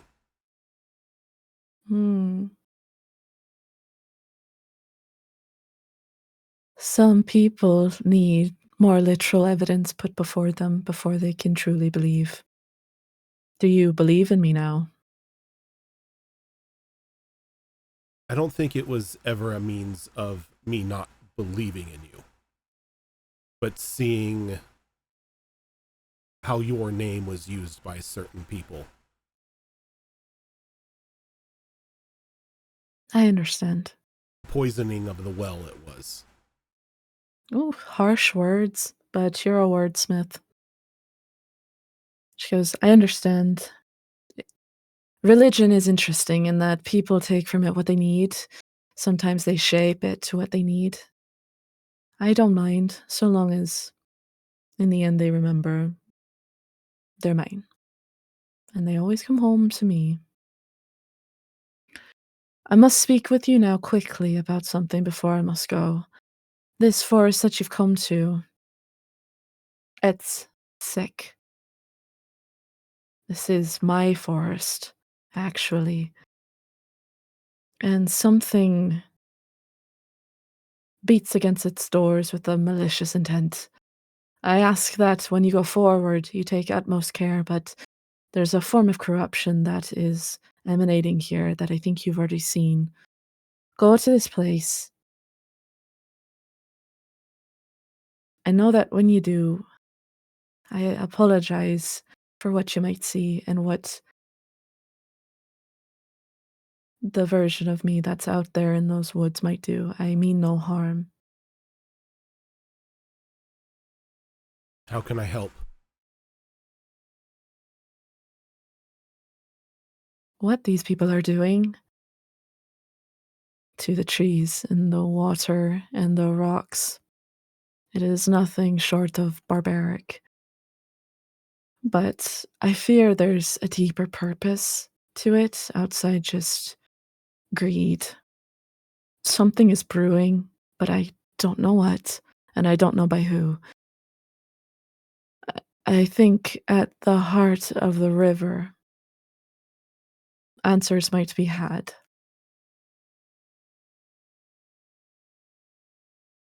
Whatever's happening out there is poisoning me, and I can't make my way out there without leaving the people here vulnerable. If you may go in my stead, I would be grateful. And I give you these powers. And she takes your hand and cups it. This might be frightening, but I give you these powers to converse easily with the dead to hopefully get some answers.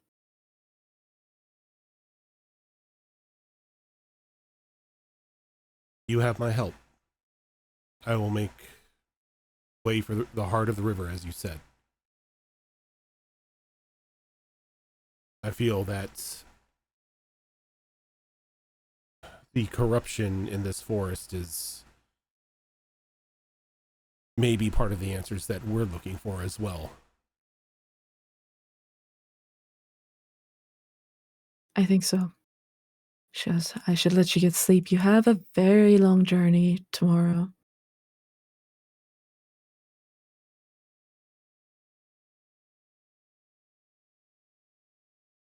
So he looks around the area. This is a wonderful place. Almost a paradise. Almost a paradise. I'll take that compliment. I'll do what I can to make sure that it's not ruined. I thank you guys, truly. And she, just as she appeared, she disappears on the whisper of a wind, and you are alone in this graveyard.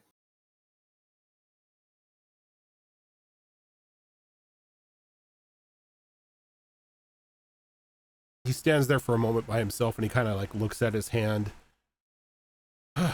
So I can talk to dead people now. And my life is definitely not boring. And as he says that, he just finds his way back to... First he turns to see if that coffin is still open. Coffin is still open. He, The lady's body is still there. he walks over and just very carefully shuts the coffin. He kind of just like taps it like once or twice with like the palm of his hand. And then he leaves the way that he came and makes his way back to the his room at the inn. And you make your way back to the inn, and that's where we're going to call it for tonight. Ah. Thank you. Take it away, Rojan. Alrighty. Well, thank you everybody for tuning on in today. If this is your first time here, this is not the only show that we do. Coming up on Monday, we will have another episode of Destiny Forged, which is our longest running show here on the channel, currently in our 4th campaign. Tuesdays, we have Star Wars Tales of the Outer Rim, which is a Star Wars game run by Tilt. On Thursday, coming up this Thursday, is going to be another episode of Mass Effect Horizons, which is a Mass Effect mod that is run by Zorro. Alternating Thursdays, we have A New Era, which is one of our new games. That is another 5th edition game run by myself. Saturday, we will have another episode of Withered Waste, which is the alternating show of Downfall of Propriety, which is a Bridgerton-inspired mini-adventure run by Malls. And on Sundays, we have Wayward Wanderers. That's what it is. I almost said Withered Waste again. Wayward Wanderers, which is a Pathfinder 2 Extinction Curse campaign run by Azerin. But for now, we are going to head on out. Thank you, everybody, for tuning on in, and we will catch you later.